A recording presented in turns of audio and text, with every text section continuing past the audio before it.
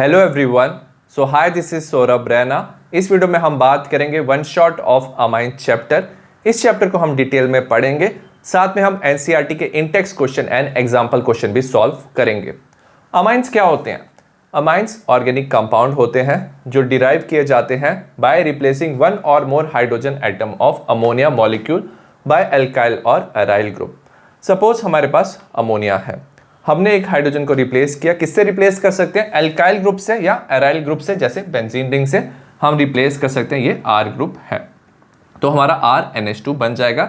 ये primary amine होता है। R क्या हो सकता है? एल्काइल या एराइल ग्रुप हो सकता है। हम क्या कर सकते हैं? एक और हाइड्रोजन को R ग्रुप से हम रिप्लेस कर सकते हैं। ये डिफरेंट R ग्रुप भी हो सकता है। हमारा बनेगा R2NH, ये सेकेंडरी अमाइन होता है। हमने एक और हाइड्रोजन को R से रिप्लेस किया, हमारा R3N बनेगा जो टर्शरी अमाइन होता है। अब जो अमाइंस है ना, ये कहाँ पे प्रेजेंट होते हैं? प्रोटीन्स में, विटामिन्स में, एल्कलॉइड्स में। एल्कलॉइड ऑर्गेनिक कंपाउंड होते हैं जिनमें नाइट्रोजन प्रेजेंट होता है, हार्मोन्स में प्रेजेंट होता है। बायोलॉजिकल एक्टिव कंपाउंड में भी अमाइंस प्रेजेंट होते हैं। ये जो कंपाउंड है ना, ये बॉडी में क्या होते हैं? एक्टिव होते हैं, मतलब लिविंग ऑर्गेनिज्म है। जैसे हमारी बॉडी में ये कंपाउंड एक्टिव होते हैं, जैसे एड्रेनलिन, एपिड्रीन। इनमें ना सेकेंडरी अमीनो ग्रुप प्रेजेंट होता है और ये इंक्रीज करते हैं ब्लड प्रेशर को। नेक्स्ट है नोवोकेन। ये एक सिंथेटिक अमीनो कंपाउंड होता है। ये ना एनेस्थेटिक इन डेंटिस्ट्री यूज होता है, मतलब जो डेंटिस्ट होता है एनेस्थीसिया के लिए नोवोकेन का यूज करता है। नेक्स्ट है बेनाड्रिल। बेनाड्रिल ना एंटीहिस्टामाइन ड्रग होता है। जब एलर्जिक रिएक्शन होती है ना बॉडी में, तो बेनाड्रिल दिया जाता है। तो ये एंटीहिस्टामाइन ड्रग होता है और इसमें टर्शरी अमीनो ग्रुप प्रेजेंट होता है। अगर हम क्वार्टिनरी अमोनियम सॉल्ट की बात करें, they are used as surfactant. Surfactant क्या होता है? दो इमिसिबल लिक्विड का जो सरफेस टेंशन है उसे डिक्रीज करने में हेल्प करता है। डाइजोनियम सॉल्ट जो है ये इंटरमीडिएट होते हैं in preparation of variety of organic compound. तो डाइजोनियम सॉल्ट से आप डिफरेंट ऑर्गेनिक कंपाउंड बना सकते हो, इंक्लूडिंग डाइस। डाइस क्या होते हैं? कलर करने में हेल्प करते हैं। क्लासिफिकेशन ऑफ अमाइंस की बात करेंगे, हमने ऑलरेडी पढ़ा है। उसमें क्या होता है? हाइड्रोजन को रिप्लेस कर सकते हो आप R ग्रुप से। R एल्काइल या एराइल ग्रुप हो सकता है। तो ये प्राइमरी, सेकेंडरी या टर्शरी अमाइन हो सकते हैं। आपने एक हाइड्रोजन को R से रिप्लेस किया, हमारा RNH2 बनता है, ये प्राइमरी अमाइन होता है। दो हाइड्रोजन को R से रिप्लेस किया तो यहाँ पे 2 R हैं, तो ये सेकेंडरी अमाइन होता है। 3 हाइड्रोजन को R से रिप्लेस किया तो ये टर्शरी अमाइन होता है। प्राइमरी, सेकेंडरी, टर्शरी अमाइन के साथ हम क्वार्टिनरी अमोनियम सॉल्ट की भी बात करते हैं। ये ना डेरिवेटिव होते हैं अमोनियम सॉल्ट के, इन विच 4 हाइड्रोजन एटम, जो 4 हाइड्रोजन है उसे हम रिप्लेस कर सकते हैं एल्काइल और एराइल ग्रुप से। जैसे हमारे पास अमोनियम सॉल्ट है NH4+ X negative ammonium halide, हम NH4Cl भी ले सकते हैं।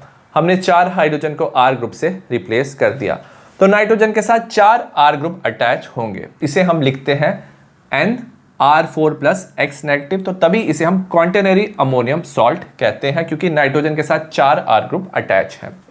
नेक्स्ट हम क्लासिफिकेशन करेंगे सिंपल एंड मिक्स्ड अमाइन की। सिंपल अमाइंस क्या होते हैं? इफ द एल्काइल और aryl group bonded to nitrogen are same. अगर नाइट्रोजन के साथ सेम ग्रुप अटैच है तो वो सिंपल अमाइन होते हैं।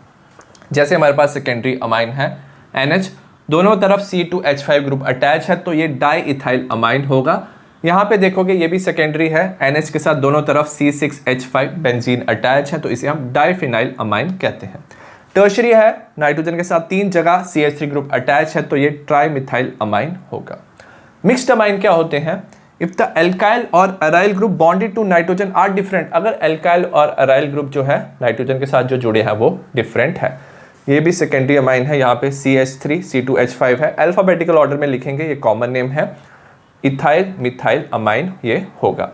इसे लिखेंगे C2H5 C6H5 NH के साथ तो ये हो जाएगा इथाइल फिनाइल अमाइन। तो ये मिक्स्ड अमाइन है, इसमें ये जो 2 ग्रुप है ये डिफरेंट है। नेक्स्ट है structure of amine. Like ammonia, जैसे अमोनिया का स्ट्रक्चर होता है तो अमाइंस का भी सिमिलर स्ट्रक्चर होता है। जो नाइट्रोजन एटम ऑफ अमाइन है वो ट्राईवेलेंट होता है, मतलब वो 3 सिग्मा बॉन्ड बनाता है and carries an unshared pair of electron और लोन पेयर ऑफ इलेक्ट्रॉन। तो 3 सिग्मा बॉन्ड और एक लोन पेयर होता है। जो नाइट्रोजन का ऑर्बिटल है sp3 हाइब्रिडाइज होता है। sp3 हाइब्रिडाइज ऑर्बिटल में एक s ऑर्बिटल 3 p ऑर्बिटल से कंबाइन करके 4 इक्वल एनर्जी के हाइब्रिड ऑर्बिटल बनाता है, जिसे हम sp3 हाइब्रिडाइज कहते हैं। ठीक है, तो ये sp3 हाइब्रिडाइज ऑर्बिटल है। 3 of the hybrid orbital form 3 sigma bond, तो 3 ऑर्बिटल सिग्मा बॉन्ड बनाते हैं विद हाइड्रोजन और R ग्रुप। तो हाइड्रोजन के साथ बना सकते हैं या R ग्रुप, R एल्काइल या एराइल हो सकता है। वेराज जो 4th हाइब्रिड ऑर्बिटल है उसमें लोन पेयर प्रेजेंट होता है। एज ए रिजल्ट इसकी जो शेप है ना, अमोनिया जैसी शेप इसकी होती है, पैरामिडल शेप। तो चाहे प्राइमरी, सेकेंडरी या टर्शरी अमाइन है, इनकी शेप क्या होती है, पैरामिडल शेप होती है। Due to presence of unshared electron the bond is less than the tetrahedral angle of 109.5। अगर सपोज हमारे पास क्या होता है, 4 सिग्मा बॉन्ड होते जैसे CH4, तो वो टेट्राहेड्रल शेप होता और बॉन्ड एंगल होता है टेट्राहेड्रल का 109.5। बट इसमें क्या होता है, लोन पेयर ऑफ इलेक्ट्रॉन होता है। लोन पेयर ना रिपल्शन कॉज करता है, सो एज ए रिजल्ट जो बॉन्ड एंगल है वो 109.5 से कम हो जाता है। जैसे इन्होंने एग्जांपल दिया है ट्राई मिथाइल अमाइन, नाइट्रोजन के साथ 3 CH3 ग्रुप अटैच है, तो ये ट्राई मिथाइल अमाइन है और इसका बॉन्ड एंगल 108 हो गया, क्योंकि लोन पेयर बॉन्ड पेयर पे रिपल्शन की वजह से बॉन्ड एंगल टेट्राहेड्रल एंगल से कम हो जाता है। नेक्स्ट है नोमेनक्लेचर ऑफ अमाइंस। सबसे पहले हम एलिफेटिक अमाइंस की बात करेंगे, कॉमन नेम की बात करेंगे। सपोज हमारे पास प्राइमरी अमाइन है, तो हम क्या करते हैं, प्रीफिक्स करते हैं एल्काइल ग्रुप टू अमाइन। तो पहले एल्काइल ग्रुप लिखेंगे और उसके बाद अमाइन लिखेंगे। जैसे हमारे पास है CH3NH2, तो ये मिथाइल ग्रुप है, तो इसका नाम हो जाएगा मिथाइल अमाइन। ये कॉमन नेम की हम बात कर रहे हैं। वेयरएज अगर आपके पास सेकेंडरी और टर्शरी अमाइन है, अगर 2 और मोर ग्रुप इज सेम, तब हम क्या करते हैं, डाई और ट्राई जो है that appear before the name of the alkyl group. जैसे हमारे पास यहाँ पे सेकेंडरी अमाइन है NH CH3 तो यहाँ पे 2 CH3 ग्रुप है, तो हम इसे लिखते हैं डाई मिथाइल अमाइन। ठीक है, ये कॉमन नेम है। सिमिलरली यहाँ पे 3 CH3 ग्रुप प्रेजेंट है, तो इसका नाम हो जाएगा ट्राई मिथाइल अमाइन, ये टर्शरी अमाइन है। अगर सपोज ये जो ग्रुप्स है ना वो क्या है, डिफरेंट है, तो हम इन ग्रुप्स को अल्फाबेटिकल ऑर्डर में लिखेंगे। यहाँ पे मिथाइल है, इथाइल है, तो इथाइल पहले आएगा, तो इथाइल मिथाइल अमाइन ये हो जाएगा। सिमिलरली यहाँ पे क्या है, मिथाइल है, इथाइल है, प्रोपाइल है, अल्फाबेटिकल ऑर्डर में हम लिखेंगे इथाइल मिथाइल प्रोपाइल अमाइन। तो ऐसे हम ना प्राइमरी सेकेंडरी टर्शरी अमाइन का कॉमन नेम लिखते हैं। नेक्स्ट हम बात करेंगे IUPAC नोमेनक्लेचर की। तो इसे हम एल्केन अमाइन लिखते हैं। जो E है पेरेंट एल्केन को हम रिप्लेस कर देते हैं अमाइन से। जैसे CH3NH2, तो ये होता है मिथेन अमाइन, तो मिथेन के E को हमने रिप्लेस कर दिया अमाइन से। तो ये एग्जांपल था हमारा प्राइमरी अमाइन का। वेराज सेकेंडरी और टर्शरी अमाइन में हम लिखते हैं एन एल्काइन एल्केन अमाइन। तो इसमें जो R ग्रुप स्मॉल होता है ना, तो उसे हम सब्स्टिट्यूएंट लिखते हैं, पहले लिखते हैं, और उसे हम एन एल्काइल लिखते हैं, और जो बड़े वाला ग्रुप है उसे हम एल्केन अमाइन लिखते हैं।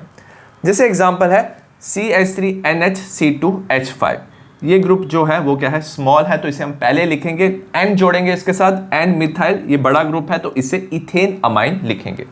सपोज हमारे पास 3 ग्रुप अटैच है और तीनों ग्रुप सेम है, तो हम क्या करेंगे, 2 ग्रुप को पहले लिख लेंगे, हम लिखेंगे एन एन, क्योंकि दोनों ग्रुप सेम है, डाई मिथाइल। अगर ग्रुप डिफरेंट होते ना, तो हम क्या लिखते हैं, अल्फाबेटिकल ऑर्डर में। ठीक है, तो हमने लिखा यहाँ पे एन एन डाई मिथाइल, और इसे हमने लिख लिया मिथेन अमाइन। नेक्स्ट हम कुछ अमाइंस की कॉमन नेम और IUPAC नेम की बात करेंगे। जैसे CH3CH2NH2 है, तो इसे हम इथाइल अमाइन लिखते हैं, कॉमन नेम है, और IUPAC नेम इथेन अमाइन हो जाएगा। सिमिलरली 3 कार्बन है, तो ये एन प्रोपाइल अमाइन हो जाएगा और प्रोपेन अमाइन हो जाएगा। नेक्स्ट है CH3CH3NH2, 3 कार्बन है, सेंटर वाले कार्बन से NH2 जुड़ा हुआ है, तो कॉमन नेम में इसे हम आइसोप्रोपाइल पोजीशन कहते हैं, तो ये आइसोप्रोपाइल अमाइन होगा। नंबरिंग करेंगे 1 2 3, ये भी प्राइमरी अमाइन है, तो प्रोपेन 2 अमाइन, क्योंकि सेकंड पोजीशन पे NH2 है। ये हमारे पास सेकेंडरी अमाइन है, CH3 है, CH2CH3। तो पहले हम अल्फाबेटिकल ऑर्डर में कॉमन नेम लिखते हैं, इथाइल मिथाइल अमाइन, ये हो जाएगा अल्फाबेटिकल ऑर्डर में। वेराज IUPAC नेमिंग में हम क्या करेंगे, जो स्मॉल ग्रुप है उसे N लिखेंगे, तो लिखेंगे एन मिथाइल इथेन अमाइन, तो ये इसका नाम हो जाएगा। 5th है, अगर सपोज नाइट्रोजन के साथ 3 एल्काइल ग्रुप जुड़े हैं, तीनों डिफरेंट है, अल्फाबेटिकल ऑर्डर में हम कॉमन नेम लिखते हैं। यहाँ पे इथाइल मिथाइल प्रोपाइल है, तो हम लिखेंगे ethyl methyl propyl alphabetical order में अमाइन। अगर हम IUPAC नेमिंग की बात करें, जो स्मॉल ग्रुप है उन्हें हम पहले लिखते हैं, तो हम एन इथाइल एन मिथाइल लिखेंगे अल्फाबेटिकल ऑर्डर में, पहले इथाइल फिर मिथाइल। जो बड़ा ग्रुप है उसे एल्केन अमाइन लिखते हैं, तो प्रोपेन अमाइन होगा। अगर सपोज एक से ज्यादा अमाइन ग्रुप प्रेजेंट है तो हम डाई ट्राई को ऐड करते हैं बिफोर द अमाइन और एल्केन के ई को हम रिटेन करते हैं। तो यहाँ पे हमारा CH2 CH2 NH2 NH2 है, नंबरिंग करेंगे 1 2, तो इसमें लिखेंगे इथेन, ई को रिटेन करेंगे 1 2 डाई अमाइन। नेक्स्ट है एरोमेटिक अमाइन। सपोज बेंजीन के साथ NH2 ग्रुप जुड़ा हुआ है तो इसे कॉमन नेम एनेलीन कहते हैं। IUPAC नेम में ना एनेलीन भी हम यूज कर सकते हैं, इसका कॉमन नेम, और इसे हम बेंजीन अमाइन कहते हैं। अगर सपोज NH2 के साथ CH3 जुड़ा हुआ है, इसे टोलुडीन कहते हैं। ऑर्थो हो जाएगा, फर्स्ट सेकंड पोजीशन को ऑर्थो कहते हैं, ऑर्थो टोलुडीन कॉमन नेम है। और अगर हम IUPAC नेमिंग की बात करें, नंबरिंग करेंगे 1 2, तो इसे 2 मिथाइल एनेलीन और 2 मिथाइल बेंजीन अमाइन भी लिख सकते हैं। इसमें नंबरिंग करेंगे 1 2, तो इसे ऑर्थो ब्रोमो एनेलीन और 2 ब्रोमो एनेलीन लिख सकते हैं। और अगर इस कंपाउंड की बात करें, इसमें नाइट्रोजन के साथ 2 CH3 जुड़े हुए हैं, तो इसे NN डाइमिथाइल एनेलीन और NN डाइमिथाइल बेंजीन अमाइन भी लिख सकते हैं।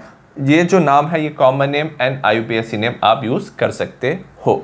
नेक्स्ट हम इंटेक्स क्वेश्चन की बात करेंगे 13.1, classify the following amines as primary secondary and tertiary.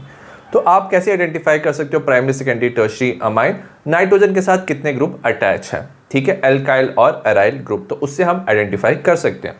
यहाँ पे देखेंगे NH2 है, इसके साथ सिर्फ एक ही बेंजीन रिंग जुड़ा हुआ है, तो ये प्राइमरी अमाइन होगा। इस नाइट्रोजन के साथ 2 हमारे CH3 जुड़े हैं, एक बेंजीन जुड़ा हुआ है, तो ये टर्शियरी अमाइन होगा क्योंकि 3 ग्रुप जुड़े हुए हैं। इस नाइट्रोजन के साथ देखेंगे सिर्फ एक ही कार्बन जुड़ा हुआ है, तो ये प्राइमरी अमाइन होगा। इस नाइट्रोजन के साथ 2 C2H5 ग्रुप जुड़े हुए हैं, तो ये सेकेंडरी अमाइन होगा। नेक्स्ट है क्वेश्चन 13.2, हमें ना स्ट्रक्चर बनाने हैं डिफरेंट आइसोमर्स के ऑफ अमाइंस। फॉर्मूला दिया है C4H11N, हमें IUPAC नेम बताना है और हमें डिफरेंट टाइप ऑफ आइसोमेरिज्म के बारे में बताना है। प्राइमरी अमाइन में 4 आइसोमर बनेंगे। सबसे पहले 4 कार्बन हम स्ट्रेट लिख सकते हैं, NH2 ब्यूटेन अमाइन।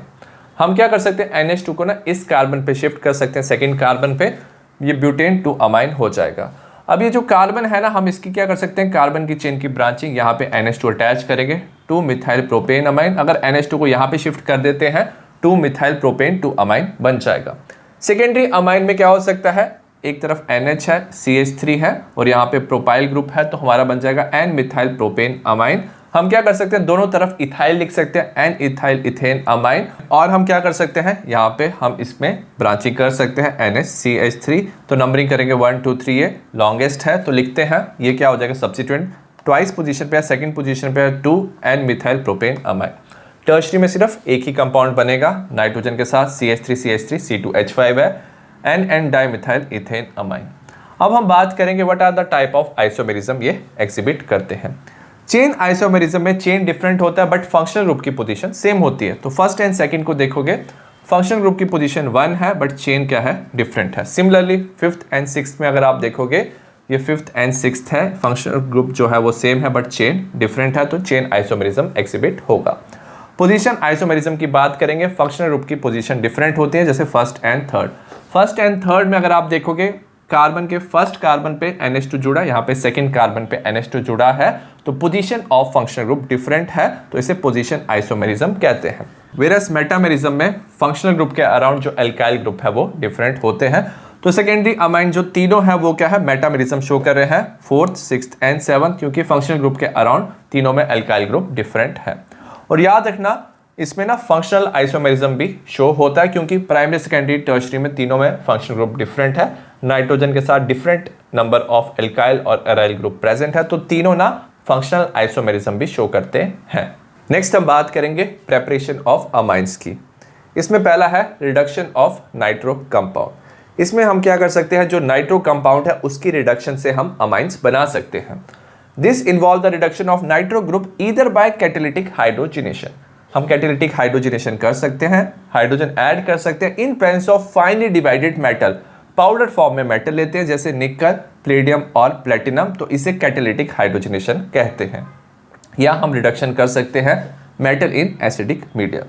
तो सपोज हमारे पास नाइट्रो एल्केन है, हाइड्रोजन ऐड किया इन प्रेजेंस ऑफ PD इथेनॉल, तो इसमें रिडक्शन हो जाएगा, हमारा बन जाएगा एल्केन अमाइन। और आप क्या कर सकते हो, नाइट्रो बेंजीन ले सकते हो और metal in presence of acid, तो SN HCl और FeHCl, तो SnHCl के साथ रिएक्ट करके ना हाइड्रोजन रिलीज करता है, FeHCl के साथ हाइड्रोजन रिलीज करता है, वो रिडक्शन करता है और यहाँ पे हमारा एनिलीन बनता है।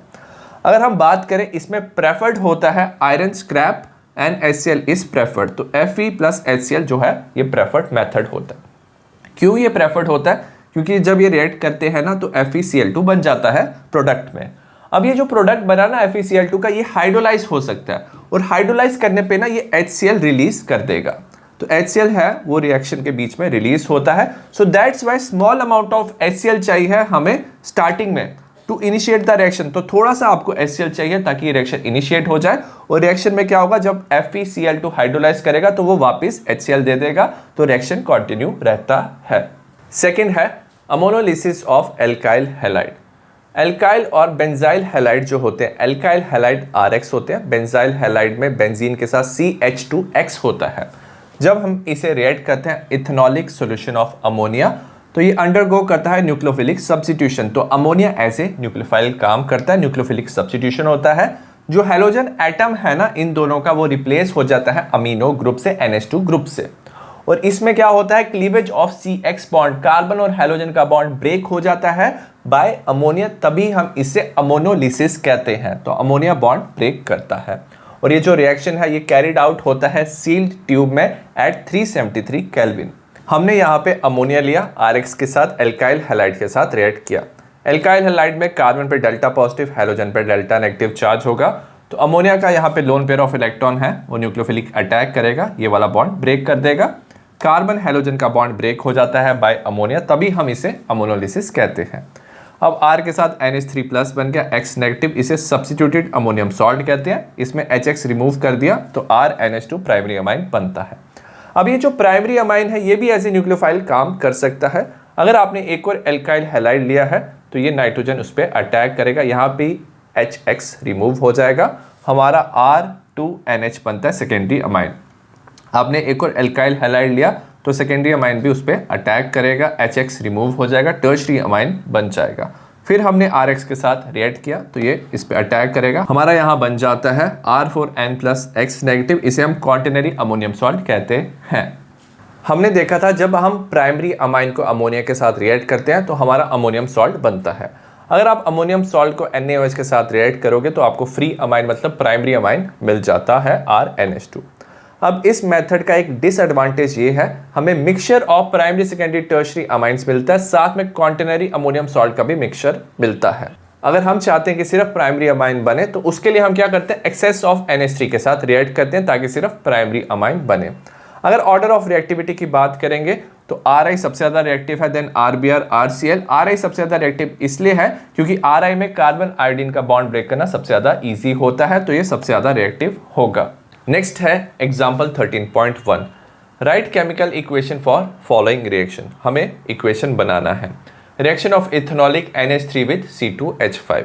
हमने क्या लिया है, C2H5 लिया, क्लोरो इथेन NH3 के साथ रिएक्ट किया, नाइट्रोजन पे लोन पेयर ऑफ इलेक्ट्रॉन होंगे, कार्बन पे अटैक करेंगे, बॉन्ड ब्रेक होगा, हमारा बनेगा इथेन अमाइन। सपोज C2H5 ना एक्सेस में है तो अनदर मॉलिक्यूल जो होगा C2H5 का इसके साथ रिएक्ट करेगा, नाइट्रोजन इस पर अटैक करेगा, तो याद रखना जो हाइड्रोजन है उसकी जगह C2H5 जुड़ जाएगा, हमारा N इथाइल इथेन अमाइन बनेगा।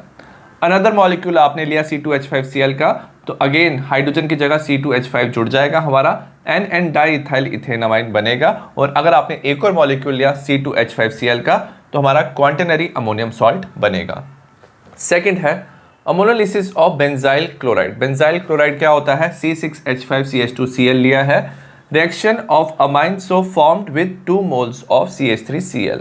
तो हमने क्या लिया, सबसे पहले बेंजाइल क्लोराइड लिया, NH3 के साथ रिएक्ट किया, अमोनोलिसिस किया, तो एज ए रिजल्ट क्या होगा, नाइट्रोजन इस कार्बन पे अटैक करेगा, बॉन्ड ब्रेक होगा, हमारा बेंजाइल अमाइन बनेगा। तो ये प्रोडक्ट बना। अब ये जो प्रोडक्ट बना है ना उसे हमने रिएक्ट किया है 2 मोल्स ऑफ CH3Cl के साथ। तो 2 मोल्स लिए ना तो दोनों हाइड्रोजन जो है वो सब्स्टिट्यूट हो जाएंगे CH3 से, ठीक है। तो हमारा ये कंपाउंड बन जाएगा, हमारा बनेगा NN डाई मिथाइल, 2 मिथाइल है और इसे हम क्या बोलेंगे, बेंजाइल अमाइन। थर्ड है रिडक्शन ऑफ नाइट्राइल्स।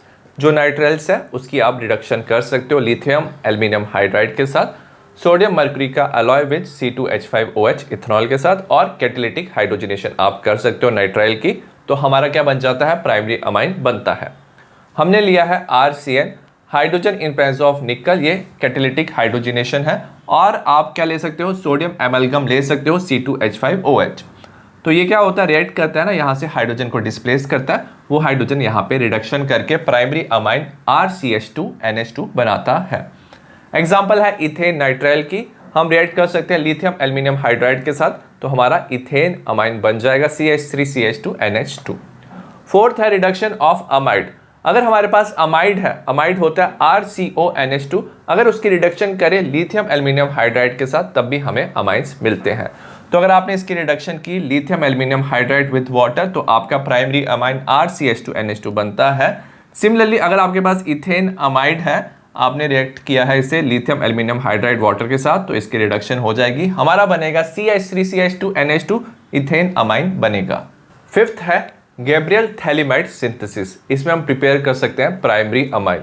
हम थैलीमाइड लेते हैं और इसे ना ट्रीट करते हैं विद इथेनॉलिक KOH, तो KOH के साथ इसे हम रिएक्ट करते हैं। तो क्या होता है, याद रखना, यहाँ पे वाटर रिलीज हो जाता है, नाइट्रोजन के साथ K जुड़ जाता है, तो नाइट्रोजन पे नेगेटिव, K पे पॉजिटिव चार्ज, और ये जो कंपाउंड बनता है इसे हम पोटेशियम सॉल्ट ऑफ थैलीमाइड कहते हैं। उसके बाद ना हम इसे हीट करते हैं एल्काइल हैलाइड के साथ। अब ये जो नाइट्रोजन है इस पे नेगेटिव चार्ज है, ये न्यूक्लियोफाइल की तरह काम करता है। यहाँ पे जो कार्बन होगा डेल्टा पॉजिटिव चार्ज होगा, उस पर अटैक करेगा, बॉन्ड ब्रेक हो जाएगा, नाइट्रोजन के साथ R जुड़ जाएगा, हमारा बन जाएगा N एल्काइल थैलीमाइड। उसके बाद हम इस कंपाउंड की क्या करेंगे, एल्कलाइन हाइड्रोलिसिस करेंगे।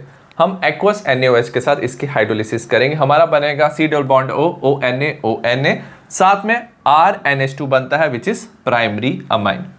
अब गैब्रियल थैलीमाइड सिंथेसिस की इंपॉर्टेंट चीज क्या है, जो एरोमेटिक प्राइमरी अमाइन है आप इससे प्रिपेयर नहीं कर सकते। जैसे एनिलीन आप इससे प्रिपेयर नहीं कर सकते।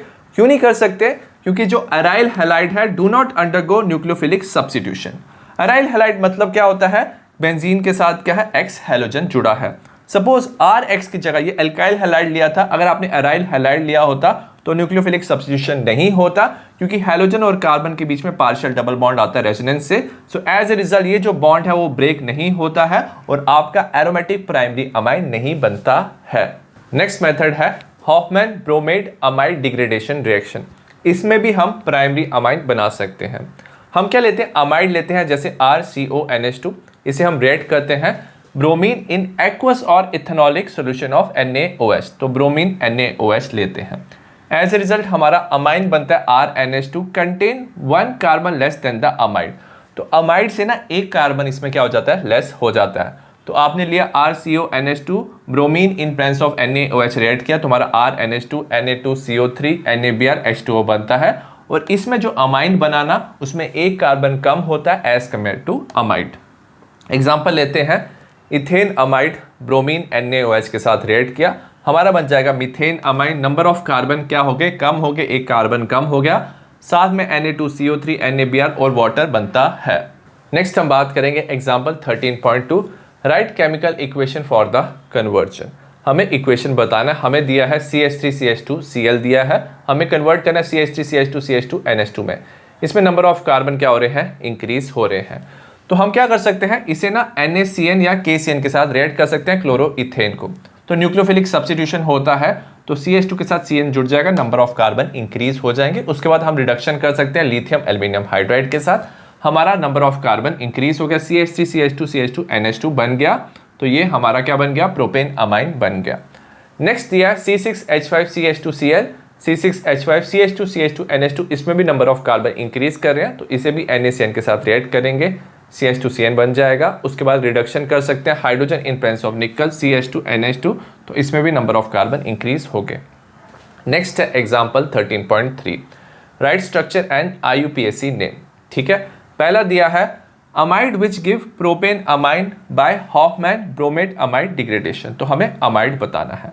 अगर प्रोपेन अमाइन बन रहा है, याद रखना इस रिएक्शन में नंबर ऑफ कार्बन क्या होते हैं, कम हो जाता है, एक कार्बन कम हो जाता है, तो जो अमाइड होगा ना उसमें एक कार्बन ज्यादा होगा। तो अगर आपका प्रोपेन अमाइन बन रहा है तो अमाइड में एक कार्बन ज्यादा, मतलब वो ब्यूटेन अमाइड होगा, CH3CH2CH2C double bond O NH2 होगा। सेकंड है, हमें अमाइन बताना है जो प्रोड्यूस होता है by Hofmann degradation of benzamide. तो बेंजामाइड है, बेंजीन के साथ CONH2 है, bromine in presence of NaOH react करेंगे तो इसमें से C डबल बॉन्ड O जो है वो रिमूव हो जाएगा, हमारा बन जाएगा यहाँ पे एनिलीन। नेक्स्ट है in text question 13.3, how will you convert benzene into aniline. हमारे पास बेंजीन है, इससे हमें एनिलीन बनाना है, कन्वर्जन करना है। तो सबसे पहले नाइट्रेशन कर सकते हैं HNO3 H2SO4 के प्रेजेंस में, हमारा नाइट्रोबेंजीन बन जाएगा। उसके बाद हम रिएक्ट करेंगे Fe in presence of HCl, तो इसमें रिडक्शन हो जाएगा, हमारा एनिलीन बन जाएगा। सेकंड है बेंजीन को हमें कन्वर्ट करना है NN डाइमिथाइल एनिलीन में, इसमें भी हम बेंजीन से एनिलीन बना सकते हैं। नाइट्रेशन करेंगे, नाइट्रोबेंजीन बनेगा, Fe HCl के प्रेजेंस में हमारा एनिलीन बनेगा। उसके बाद हम ट्वाइस CH3Br के साथ रिएक्ट करेंगे, न्यूक्लियोफिलिक सब्स्टिट्यूशन होगा, नाइट्रोजन इस पर अटैक करेगा, बॉन्ड ब्रेक होगा, 2 हाइड्रोजन की जगह 2 CH3 ग्रुप जुड़ जाएंगे, हमारा बनेगा NN डाइमिथाइल एनिलीन। थर्ड है ClCH2,4Cl इंटू हेक्सेन 1,6 डाइअमाइन, तो इसमें 4 कार्बन थे और यहाँ पे 6 कार्बन हो गए, नंबर ऑफ कार्बन इंक्रीज हो रहे हैं। तो Cl की जगह हम Cn से सब्स्टिट्यूशन कर सकते हैं, न्यूक्लियोफिलिक सब्स्टिट्यूशन, तो हम ट्वाइस NaCN लेंगे, यहाँ पे भी Cn, यहाँ पे भी Cn जुड़ जाएगा।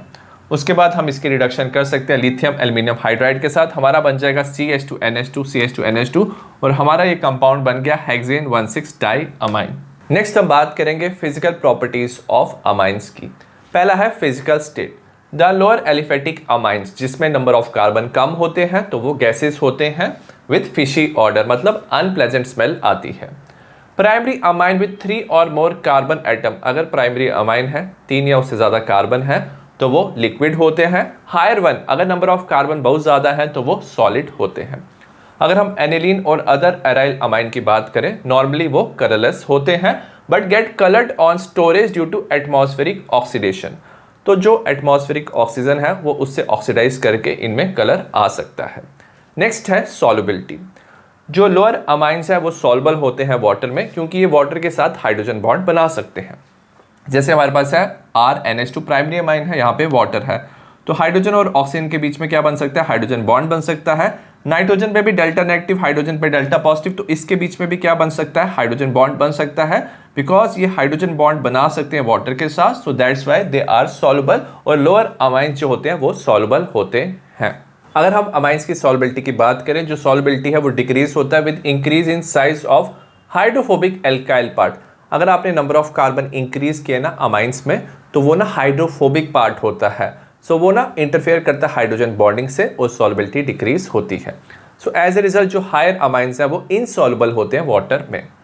Amines are soluble in organic solvent, जो अमाइंस है ऑर्गेनिक सॉल्वेंट में सॉल्युबल होते हैं, जैसे अल्कोहल, ईथर एंड बेंजीन। अब जो अल्कोहल है वो ज़्यादा सॉल्युबल होता है वाटर में एज कम्पेयर टू अमाइन। ऐसा इसलिए होता है क्योंकि जो अल्कोहल्स है वो ज़्यादा पोलर होते हैं as compare to amine. Alcohol में OH का बॉन्ड होता है और अमाइन में NH का। जो ऑक्सीजन है वो ज़्यादा इलेक्ट्रोनेगेटिव होता है, तो पोलैरिटी उसमें ज़्यादा होती है। सो एज ए रिजल्ट जो अल्कोहल है वो स्ट्रॉन्गर हाइड्रोजन बॉन्ड बना सकता है वाटर के साथ और सॉल्युबिलिटी ज़्यादा होती है। नेक्स्ट है बॉइलिंग पॉइंट। प्राइमरी और सेकेंडरी अमाइंस जो होते हैं वो इंटरमॉलिक्यूलर एसोसिएशन कर सकते हैं due to hydrogen bond between nitrogen of one and hydrogen of another molecule. जैसे हमारे पास प्राइमरी अमाइन है RNH2, तो आपस में वो क्या कर सकता है, हाइड्रोजन बॉन्ड बना सकता है, नाइट्रोजन एक मॉलिक्यूल का दूसरे का हाइड्रोजन। सिमिलरली सेकेंडरी अमाइन भी क्या कर सकता है, आपस में हाइड्रोजन बॉन्ड बना सकता है, तो इनमें इंटरमॉलिक्यूलर एसोसिएशन होता है। अगर हम बात करें इंटरमॉलिक्यूलर एसोसिएशन की, वो ज़्यादा होती है प्राइमरी अमाइन में as compare to secondary amine, क्योंकि प्राइमरी अमाइन में 2 हाइड्रोजन एटम जो है वो अवेलेबल होते हैं हाइड्रोजन बॉन्ड फॉर्मेशन में, सेकेंडरी अमाइन में सिर्फ 1 हाइड्रोजन अवेलेबल होता है। तो ये ना ज़्यादा इंटरमॉलिक्यूलर हाइड्रोजन बॉन्ड बना सकते हैं primary amine as compare to secondary amine, तो इसमें इंटरमॉलिक्यूलर एसोसिएशन स्ट्रॉन्गर होता है। वेरस जो टर्शरी अमाइन है they do not form intermolecular hydrogen bond, तो tertiary amine intermolecular hydrogen bond नहीं बनाते due to absence of hydrogen available for hydrogen bond formation. इसमें नाइट्रोजन के साथ कोई भी हाइड्रोजन प्रेजेंट नहीं होता, तो ये इंटरमॉलिक्यूलर हाइड्रोजन बॉन्ड नहीं बनाता। अगर हम ऑर्डर ऑफ बॉइलिंग पॉइंट की बात करें ऑफ आइसोमेरिक अमाइंस, आइसोमेरिक मतलब सेम मॉलिक्यूलर फॉर्मूला होना चाहिए, नंबर ऑफ कार्बन सेम होने चाहिए, तो प्राइमरी अमाइन में सबसे ज्यादा क्या होगा, बॉइलिंग पॉइंट होगा, क्योंकि उसमें हाइड्रोजन बॉन्डिंग स्ट्रॉन्गर है, 2 हाइड्रोजन है। उसके बाद सेकेंडरी अमाइन में बॉइलिंग पॉइंट आएगा और सबसे कम बॉइलिंग पॉइंट होगा टर्शरी अमाइन का, क्योंकि ये हाइड्रोजन बॉन्ड नहीं बनाता है। अब ये जो अमाइंस है इनका बॉइलिंग पॉइंट जो है वो क्या होता है, लोअर होता है देन एल्कोहल। क्यों ऐसा होता है? क्योंकि जो एल्कोहल है उसमें जो OH बॉन्ड होता है वो ज़्यादा पोलर होता है as compare to NH bond in the amines. ज़्यादा पोलैरिटी होने की वजह से ये स्ट्रॉन्गर क्या बनाता है, हाइड्रोजन बॉन्ड बनाता है एल्कोहल, और इसका बॉइलिंग पॉइंट जो एल्कोहल का होता है अमाइन से ज़्यादा होता है। नेक्स्ट है chemical reactions of amine.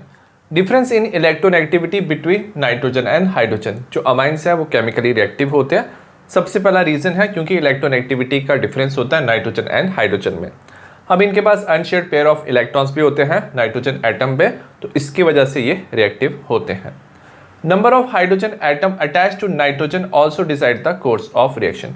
Reaction कैसे होगा ये भी डिसाइड होता है कि कितने हाइड्रोजन नाइट्रोजन के साथ जुड़े हैं। प्राइमरी, सेकेंडरी, टर्शरी में नंबर ऑफ हाइड्रोजन क्या होते हैं, डिफरेंट होते हैं।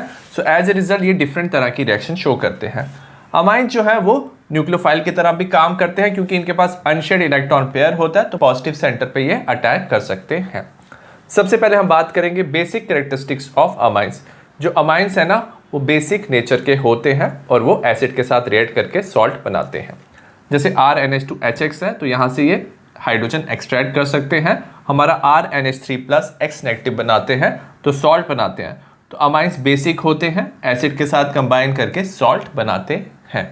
सिमिलरली जो एनालीन है ये बेसिक होता है, HCl के साथ ये रिएक्ट करेगा, ये एसिडिक होता है, सॉल्ट बनता है हमारा एनिलीनियम क्लोराइड। बेंजीन के साथ NH3+ Cl नेगेटिव, तो ये सॉल्ट बनता है। अब ये जो अमाइंस के सॉल्ट बनते हैं ना, किसकी रिएक्शन से, अमाइन और एसिड की रिएक्शन से। अगर हम उसे ट्रीट करें बेस के साथ जैसे NaOH तो वो रीजनरेट कर लेता है पेरेंट अमाइन, तो हमें पेरेंट अमाइन वापस मिल जाता है। जैसे RNH3+ X नेगेटिव हमने OH नेगेटिव के साथ रिएक्ट किया तो रिएक्ट करने पे ना हमें वापस RNH2 पेरेंट अमाइन मिल जाता है H2O+ X नेगेटिव। जो अमाइंस के सॉल्ट हैं वो क्या होते हैं, सॉल्युबल होते हैं वाटर में। तो ये जो सॉल्ट्स होते हैं ना वो क्या होते हैं, सॉल्युबल होते हैं वाटर में, बट ये इनसॉल्युबल होते हैं organic solvent like ether. This reaction is the basis for the separation of amines. तो इसी वजह से हम ना अमाइंस को सेपरेट कर सकते हैं from non basic organic compound insoluble in water. तो हम क्या करेंगे, जो अमाइंस है उसको सॉल्ट में कन्वर्ट करेंगे, जो सॉल्ट है वो क्या हो जाएंगे, सॉल्युबल हो जाएंगे, और जो नॉन बेसिक ऑर्गेनिक कंपाउंड है वो इनसॉल्युबल होंगे, इन्हें हम सेपरेट कर लेंगे। उसके बाद जो सॉल्ट्स हैं उसे हम OH नेगेटिव के साथ रिएक्ट करके वापस जो पेरेंट अमाइन है वो बना सकते हैं। तो ऐसे हम क्या कर सकते हैं, अमाइंस को बाकी नॉन बेसिक ऑर्गेनिक कंपाउंड से सेपरेट कर सकते हैं। अगर हम अमाइंस की बात करें, ये लुईस बेस की तरह काम करते हैं due to presence of lone pair of electron on nitrogen. तो नाइट्रोजन पे लोन पेयर ऑफ इलेक्ट्रॉन होता है तो ये इलेक्ट्रॉन डोनर की तरह काम करते हैं, तो ये लुईस बेस होते हैं। अब ये ना स्ट्रॉन्गर बेस होते हैं एज कंपेयर टू वाटर। तो ये क्या करते हैं, प्रोटोनेटेड होते हैं बाय वाटर, मतलब वाटर से ना ये प्रोटॉन एक्सट्रैक्ट कर सकते हैं इन देयर एक्वस सॉल्यूशन। तो सपोज हमारे पास है RNH2 वाटर है, तो यहाँ से ये हाइड्रोजन लेके RNH3+ OH नेगेटिव बनाएंगे। ये ना इक्विलिब्रियम होता है इस रिएक्शन में, तो हम इक्विलिब्रियम कांस्टेंट लिखेंगे, concentration of the product divide by the concentration of the reactant. अब याद रखना जो वाटर है ये प्योर लिक्विड होता है, प्योर लिक्विड का कंसंट्रेशन कांस्टेंट होता है। तो इक्विलिब्रियम कांस्टेंट इस वैल्यू को यहाँ ले जाएगा into constant which is concentration of water. तो कांस्टेंट को कांस्टेंट से मल्टीप्लाई किया हमने, हमें मिल गया Kb। Kb होता है base dissociation constant, concentration of RNH3+ OH negative divided by RNH2 concentration. अब जितना ज़्यादा Kb का वैल्यू होगा उतना ज़्यादा रिएक्शन फॉरवर्ड डायरेक्शन में जाएगा, उतना ज़्यादा OH नेगेटिव क्या होगा, रिलीज होगा। तो Kb डायरेक्टली प्रोपोर्शनल होता है बेसिक स्ट्रेंथ के। बेसिक स्ट्रेंथ को हम कंपेयर कर सकते हैं on the basis of Pkb also. Pkb होता है नेगेटिव लॉग ऑफ Kb। जो Pkb होता है वो इनवर्सली प्रोपोर्शनल होता है बेसिक स्ट्रेंथ के। तो जिसका Pkb कम होगा वो उतना ज़्यादा बेसिक होगा, और जितना Kb ज़्यादा होता है उतना ज़्यादा बेसिक स्ट्रेंथ होता है। अगर Kb की वैल्यू ज़्यादा है तो Pkb की वैल्यू कम होती है और बेसिसिटी ज़्यादा होती है, और अगर Kb की वैल्यू कम होती है तो Pkb ज़्यादा होता है और बेसिसिटी कम होता है। नेक्स्ट हम कंपेयर करेंगे एल्केन अमाइन वर्सेस अमोनिया की बेसिसिटी को। एल्केन अमाइन है RNH2, यहाँ पे अमोनिया है NH3, दोनों में लोन पेयर ऑफ इलेक्ट्रॉन है। तो ये इलेक्ट्रॉन इजीली क्या कर सकते हैं, प्रोटॉन को दे सकते हैं, उसके साथ बॉन्ड बनाएगा। यहाँ पे हमारा बनेगा RNH3+ सब्स्टिट्यूटेड अमोनियम आयन, और यहाँ पे NH4+ अमोनियम आयन। अब ये जो एल्केन अमाइन है ये स्ट्रॉन्गर बेस होते हैं एज कंपेयर टू अमोनिया। दो रीज़न है। पहला है जो इलेक्ट्रॉन रिलीजिंग एल्काइल ग्रुप है it pushes electron toward nitrogen. यहाँ पे जो R ग्रुप होता है ये इलेक्ट्रॉन रिच होता है, ये इलेक्ट्रॉन को क्या करता है, पुश करता है टुवर्ड्स द नाइट्रोजन, तो नाइट्रोजन पे इलेक्ट्रॉन डेंसिटी ज़्यादा होती है। Make unshared electron pair more easily available for sharing with proton, तो इसमें इलेक्ट्रॉन पेयर ना इजीली अवेलेबल होते हैं एज कंपेयर टू अमोनिया, क्योंकि यहाँ पे इलेक्ट्रॉन डेंसिटी ज़्यादा होती है, ये इलेक्ट्रॉन को यहाँ पुश कर रहा है तो ईजिली ये H+ एक्सेप्ट कर सकता है, तो दैट्स वाई ये ज़्यादा बेसिक होता है। सेकेंड रीज़न है alkyl ammonium ion get stabilised. अब यहाँ पे जो सब्स्टिट्यूटेड अमोनियम आयन है और एल्काइल अमोनियम आयन है ये कैसे स्टेबलाइज हो रहा है, बिकॉज ऑफ एल्काइल ग्रुप। तो यहाँ पे जो R ग्रुप है ये इलेक्ट्रॉन डोनेटिंग ग्रुप है, नाइट्रोजन पे पॉजिटिव चार्ज था तो यहाँ पे इलेक्ट्रॉन डोनेट करके इसे ज़्यादा स्टेबलाइज कर रहा है as compare to ammonium ion. तो अगर ये ज़्यादा स्टेबल हो रहा है तो रिएक्शन क्या जा रहा है, फॉरवर्ड डायरेक्शन में ज़्यादा यहाँ पे जाएगा और ये इजिली H+ एक्सेप्ट करेगा, तो it will shift equilibrium in the forward direction. So as a result जो एल्केन अमाइन है वो ज़्यादा बेसिक होते हैं। नेक्स्ट है order of basicity in gaseous phase. Gaseous phase में टर्शरी अमाइन सबसे ज़्यादा बेसिक होता है क्योंकि इसके पास 3 R ग्रुप है, ये तीनों इलेक्ट्रॉन डोनेटिंग ग्रुप होते हैं, ये +I इफेक्ट शो करते हैं, तो इलेक्ट्रॉन डेंसिटी नाइट्रोजन पे ज़्यादा होती है, तो ये इजीली इलेक्ट्रॉन पेयर प्रोटॉन को दे सकते हैं, बॉन्ड बना सकते हैं। यहाँ पे 2 R ग्रुप होते हैं और यहाँ पे सिर्फ 1 R ग्रुप होता है। So as a result tertiary amine ज़्यादा बेसिक है than secondary than primary amine. Next हम बात करेंगे basicity of amines in aqueous phase. Aqueous phase में जो ट्रेंड होता है वो रेगुलर नहीं होता है। ऐसा इसलिए होता है क्योंकि जब ये प्रोटॉन एक्सेप्ट करता है ना अमाइंस, तो हमारा सब्स्टिट्यूटेड अमोनियम कैटायन बनता है जिसे हम एल्काइल अमोनियम कैटायन भी कहते हैं। ये स्टेबलाइज होता है not only by electron releasing effect of alkyl group, तो ये स्टेबलाइज हो सकता है +I इफेक्ट से, ये हमें पता है +I इफेक्ट की वजह से टर्शरी ज़्यादा स्टेबल है than secondary than primary, but also by solvation with water molecule, तो इसे ना वाटर मॉलिक्यूल भी सराउंड करता है सब्स्टिट्यूटेड अमोनियम कैटायन को, उसे स्टेबलाइज करता है, तो इस पे ना 2 इफेक्ट काम करते हैं। Basicity of amines in aqueous solution 3 factor पे डिपेंड करता है। सबसे पहला है +I इफेक्ट, ये हमने ऑलरेडी पढ़ा है, जो टर्शरी होता है ना अमाइन उसमें 3 R ग्रुप होते हैं, 3 इलेक्ट्रॉन डोनेटिंग ग्रुप होते हैं, तो नाइट्रोजन में ज़्यादा इलेक्ट्रॉन डेंसिटी होता है, so as a result tertiary सबसे ज़्यादा बेसिक होता है than secondary than primary. Second है सॉल्वेशन इफेक्ट। सॉल्वेशन इफेक्ट क्या होता है, it is refer to the stabilisation of the protonated amine. जब अमाइन प्रोटॉन एक्सेप्ट करता है हमारा एल्काइल अमोनियम आयन बनता है, उसे हम प्रोटोनेटेड अमाइन भी कहते हैं। ये स्टेबलाइज होता है बाय वाटर मॉलिक्यूल। जो वाटर के मॉलिक्यूल है ना प्रोटोनेटेड अमाइन के साथ हाइड्रोजन बॉन्ड बनाते हैं और एनर्जी रिलीज करते हैं, और उस एनर्जी को हाइड्रेशन एनर्जी कहते हैं। जितना ज़्यादा हाइड्रोजन बॉन्ड बनता है उतना वो स्टेबलाइज होता है प्रोटोनेटेड अमाइन और उतना ज़्यादा हाइड्रेशन एनर्जी रिलीज होता है। हमारे पास प्राइमरी सेकेंडरी टर्शरी अमाइन है। अब प्राइमरी में क्या होता है, जैसे प्रोटोनेटेड अमाइन बना तो यहाँ पे 3 हाइड्रोजन होते हैं, तो ये 3 हाइड्रोजन बॉन्ड बना सकता है। सेकेंडरी 2 हाइड्रोजन बॉन्ड बनाता है वाटर के साथ, वेरास टर्शरी अमाइन में सिर्फ 1 हाइड्रोजन होगा, यहाँ पे 1 हाइड्रोजन बॉन्ड बनेगा। सो एज ए रिजल्ट जो प्रोटोनेटेड अमाइन होता है प्राइमरी का वो ज़्यादा क्या होता है, स्टेबलाइज होता है, क्योंकि यहाँ पे ज़्यादा हाइड्रोजन बॉन्डिंग है, यहाँ पे ज़्यादा एनर्जी रिलीज होती है, hydration energy. As a result क्या होता है, because of solvation effect primary ज़्यादा बेसिक होता है देन सेकेंडरी देन टर्शरी, और ये रिवर्स होता है इंडक्टिव इफेक्ट का +I इफेक्ट का।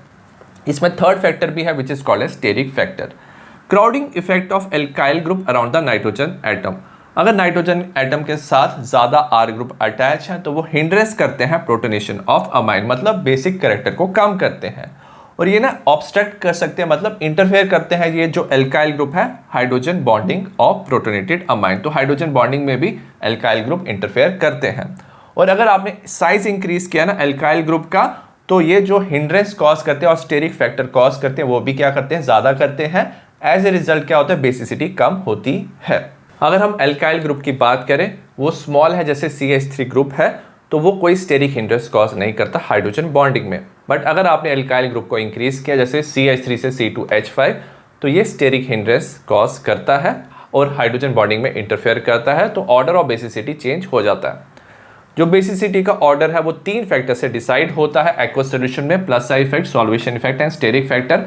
अगर हम तीनों फैक्टर को कंबाइन करें ना तो जो सेकेंडरी अमाइन है वो सबसे ज़्यादा बेसिक होता है। क्यों सबसे ज़्यादा बेसिक होता है, क्योंकि इसमें combination of +I effect and solvation effect दोनों होता है। अब हम कंपेयर करेंगे सबसे पहले मिथाइल अमाइंस को primary secondary tertiary. Methyl amines में हमें पता है जो CH3 ग्रुप है वो प्रेजेंट होता है और ये लेस स्टेरिक हिंड्रेंस कॉज करता है। लेस स्टेरिक हिंड्रेंस कॉज करने की वजह से जो हाइड्रोजन बॉन्डिंग है इसमें सबसे ज़्यादा स्ट्रॉन्गर होता है as compare to plus I effect. सबसे ज़्यादा बेसिक क्या होता है, सेकेंडरी होता है CH3 ट्वाइस NH, क्योंकि इसमें दोनों इफेक्ट होते हैं। अब हम कंपेयर करेंगे प्राइमरी एंड टर्शरी। प्राइमरी में सबसे ज़्यादा स्ट्रॉन्गर क्या होता है, हाइड्रोजन बॉन्डिंग होती है और टर्शरी में प्लस आई इफेक्ट होता है।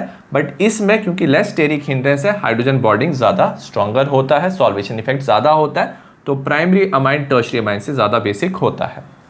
बट इथाइल अमाइंस की बात करें, इसमें क्या होता है, स्टेरिक हिंड्रेंस हो सकता है C2H5, तो C2H5 स्टेरिक हिंड्रेंस कॉज करता है, हाइड्रोजन बॉन्डिंग में इंटरफेयर करता है, तो प्लस आई इफेक्ट इसमें स्ट्रॉन्गर हो जाता है as compare to hydrogen bond और सॉल्वेशन इफेक्ट।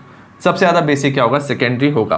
अगर हम कंपेयर करें टर्शरी एंड प्राइमरी, टर्शरी में प्लस आई इफेक्ट होता है और प्राइमरी में हाइड्रोजन बॉन्डिंग ज़्यादा होती है, तो इसमें क्या हो जाएगा, टर्शरी ज़्यादा बेसिक हो जाएगा क्योंकि टर्शरी का जो प्लस आई इफेक्ट है वो स्ट्रॉन्गर है प्राइमरी के हाइड्रोजन बॉन्डिंग और सॉल्वेशन इफेक्ट से because of steric hindrance. Next हम कंपेयर करेंगे basicity of aryl amine versus ammonia. Aryl amine को एरोमेटिक अमाइन भी कहते हैं, जैसे एनिलीन। जो एरोमेटिक अमाइंस हैं ये लेस बेसिक होते हैं as compare to ammonia and aliphatic amines. Ammonia होता है NH3, इस पे नाइट्रोजन पे लोन पेयर ऑफ इलेक्ट्रॉन्स होते हैं, लोकलाइज्ड होते हैं, मतलब एक ही जगह पे इलेक्ट्रॉन प्रेजेंट होते हैं। ये ईजिली अवेलेबल होते हैं फॉर प्रोटोनेशन, तो ईजिली ये H+ एक्सेप्ट कर सकते हैं।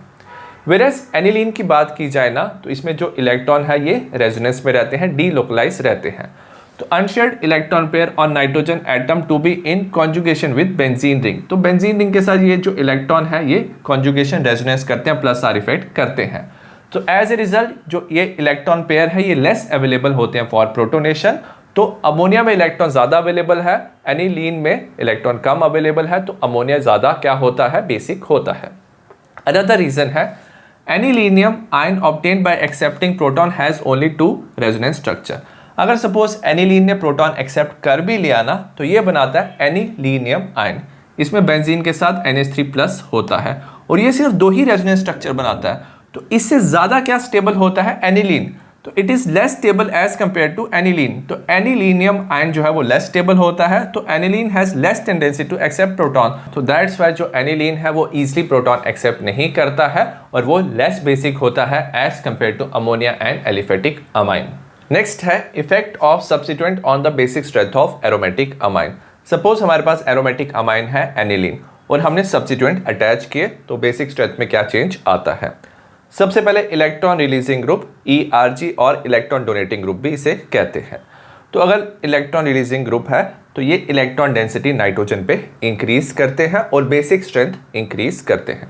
साथ में जब ये ना प्रोटॉन एक्सेप्ट करते हैं, इसे हम प्रोटोनेशन कहते हैं, तो ये कैटाइन फॉर्म करता है, NH3+ हो जाता है। तो ये जो इलेक्ट्रॉन रिलीजिंग ग्रुप है उसे स्टेबलाइज करता है, कैटाइन को इंक्रीज करता है बेसिक स्ट्रेंथ। इस ग्रुप में आ सकते हैं जैसे OCH3 एल्कोक्सी ग्रुप आ सकते हैं, CH3 एल्काइल ग्रुप आ सकते हैं, तो ये इलेक्ट्रॉन डोनेटिंग ग्रुप होते हैं और बेसिक स्ट्रेंथ इंक्रीज करते हैं। वेरास इलेक्ट्रॉन विड्रॉइंग ग्रुप को EWG भी कहते हैं, ये इलेक्ट्रॉन अपनी तरफ खींचते हैं, नाइट्रोजन पे इलेक्ट्रॉन डेंसिटी कम करते हैं और बेसिक स्ट्रेंथ कम करते हैं। और अगर आपने इसकी प्रोटोनेशन की तो ये NH3+ बन जाता है। ये जो NH3+ है ये अपनी तरफ इलेक्ट्रॉन खींचते हैं EWG और इसे डिस्टेबलाइज करते हैं, डिक्रीज करते हैं बेसिक स्ट्रेंथ। इन ग्रुप में आता है CN आता है, NO2 आता है, X मतलब हैलोजेंस आते हैं इलेक्ट्रॉन विड्रॉइंग ग्रुप में। नेक्स्ट है example 13.4, arrange the following in decreasing order of their basic strength. तो हमें डिक्रीजिंग ऑर्डर में अरेंज करना है। सबसे कम बेसिक है, अगर आप ये 4 देखोगे सबसे कम बेसिक होता है एनिलीन, क्योंकि इसमें जो इलेक्ट्रॉन्स हैं वो डीलोकलाइज होते हैं, रेजोनेंस में पार्ट लेते हैं, तो वो प्रोटोनेशन के लिए लेस अवेलेबल होते हैं। वेरस अमोनिया में जो इलेक्ट्रॉन है वो लोकलाइज होते हैं, एक ही जगह पे प्रेजेंट होते हैं, तो वो ईजिली प्रोटोनेशन कर सकता है, तो ये ज़्यादा बेसिक होता है। उसके बाद आता है C2H5NH2, क्योंकि इसमें क्या होता है, ये इलेक्ट्रॉन डोनेटिंग ग्रुप है, नाइट्रोजन पे इलेक्ट्रॉन डेंसिटी इंक्रीज करता है। यहाँ पे 2 इलेक्ट्रॉन डोनेटिंग ग्रुप है, सेकेंडरी हमेशा ज़्यादा बेसिक होता है एज कंपेयर टू प्राइमरी, तो ये decreasing order of basic strength है। सेकेंड है एल्काइलेशन, जो अमाइंस है वो रिएक्ट कर सकते हैं एल्काइल हैलाइड के साथ और ये बनाते हैं अमाइंस ऑफ हायर क्लास। तो प्राइमरी से आप सेकेंडरी अमाइन बना सकते हो, सेकेंडरी से टर्शरी, टर्शरी से क्वाटरनरी सॉल्ट आप बना सकते हो। जैसे हमारे पास प्राइमरी अमाइन है इथेन अमाइन C2H5NH2, साथ में हमने C2H5I लिया, एल्काइल हैलाइड लिया है। नाइट्रोजन पे लोन पेयर ऑफ इलेक्ट्रॉन्स होते हैं, न्यूक्लियोफाइल की तरह ये काम करता है, न्यूक्लियोफिलिक अटैक करता है, कार्बन पे डेल्टा पॉजिटिव चार्ज होता है, तो यहाँ पे HI रिमूव हो जाता है। तो याद रखना हाइड्रोजन की जगह ना C2H5 ग्रुप जुड़ जाता है, हमारा बनता है C2H5 ट्वाइस NH, इसे हम बोलते हैं एन इथाइल इथेन अमाइन। तो प्राइमरी से सेकेंडरी अमाइन बन गया। आपने एक और C2H5I लिया, अगेन HI रिमूव हो जाएगा, हाइड्रोजन की जगह C2H5 जुड़ जाएगा, तो हमारा टर्शरी अमाइन बनेगा C2H5 थ्राइस N, इसे हम NN di ethyl ethane amine कहेंगे। हमने लिया फिर से C2H5I, अब इसमें क्वांटनरी सॉल्ट बनेगा C2H54 N plus I negative, तो इसे टेट्रा इथाइल अमोनियम आयोडाइड कहते हैं। एरोमेटिक अमाइन भी सिमिलर रिएक्शन शो करते हैं, जैसे एनिलीन है, हमने CH3I लिया, इस पे भी नाइट्रोजन पे लोन पेयर ऑफ इलेक्ट्रॉन है, तो ये CH3 पे अटैक करेगा, HI रिमूव होगा, हाइड्रोजन की जगह आप CH3 लिख लोगे, तो ये बनेगा हमारा N मिथाइल एनिलीन। हमने एक और CH3I लिया, अगेन HI रिमूव होगा, हाइड्रोजन की जगह क्या होगा CH3 जुड़ जाएगा, CH3 ट्वाइस हो जाएगा, तो इसे लिखेंगे NN डाई मिथाइल एनिलीन। हमने फिर से CH3I लिया, अब ये कंबाइन करके N plus CH3 thrice I negative, तो इसे ट्राई मिथाइल एनिलीनियम आयोडाइड कहते हैं। थर्ड रिएक्शन है असाइलेशन। एलिफेटिक और एरोमेटिक प्राइमरी एंड सेकेंडरी जो अमाइंस होते हैं वो रिएक्ट कर सकते हैं एसिड क्लोराइड के साथ, एनहाइड्राइड के साथ, एस्टर के साथ बाय न्यूक्लियोफिलिक सब्स्टिट्यूशन। क्योंकि नाइट्रोजन पे लोन पेयर ऑफ इलेक्ट्रॉन्स होते हैं, ये न्यूक्लियोफिलिक सब्स्टिट्यूशन कर सकता है, न्यूक्लियोफाइल की तरह काम करता है। अब इसमें क्या होता है, रिप्लेसमेंट होता है hydrogen atom of primary amine, जैसे RNH2 है तो इसका हाइड्रोजन रिप्लेस हो सकता है, या सेकेंडरी अमाइन R2NH का भी हाइड्रोजन रिप्लेस हो सकता है बाय असाइल ग्रुप। असाइल जो ग्रुप है इसे RCO ग्रुप कहते हैं, ये एसिड क्लोराइड एनहाइड्राइड और एस्टर में प्रेजेंट होता है।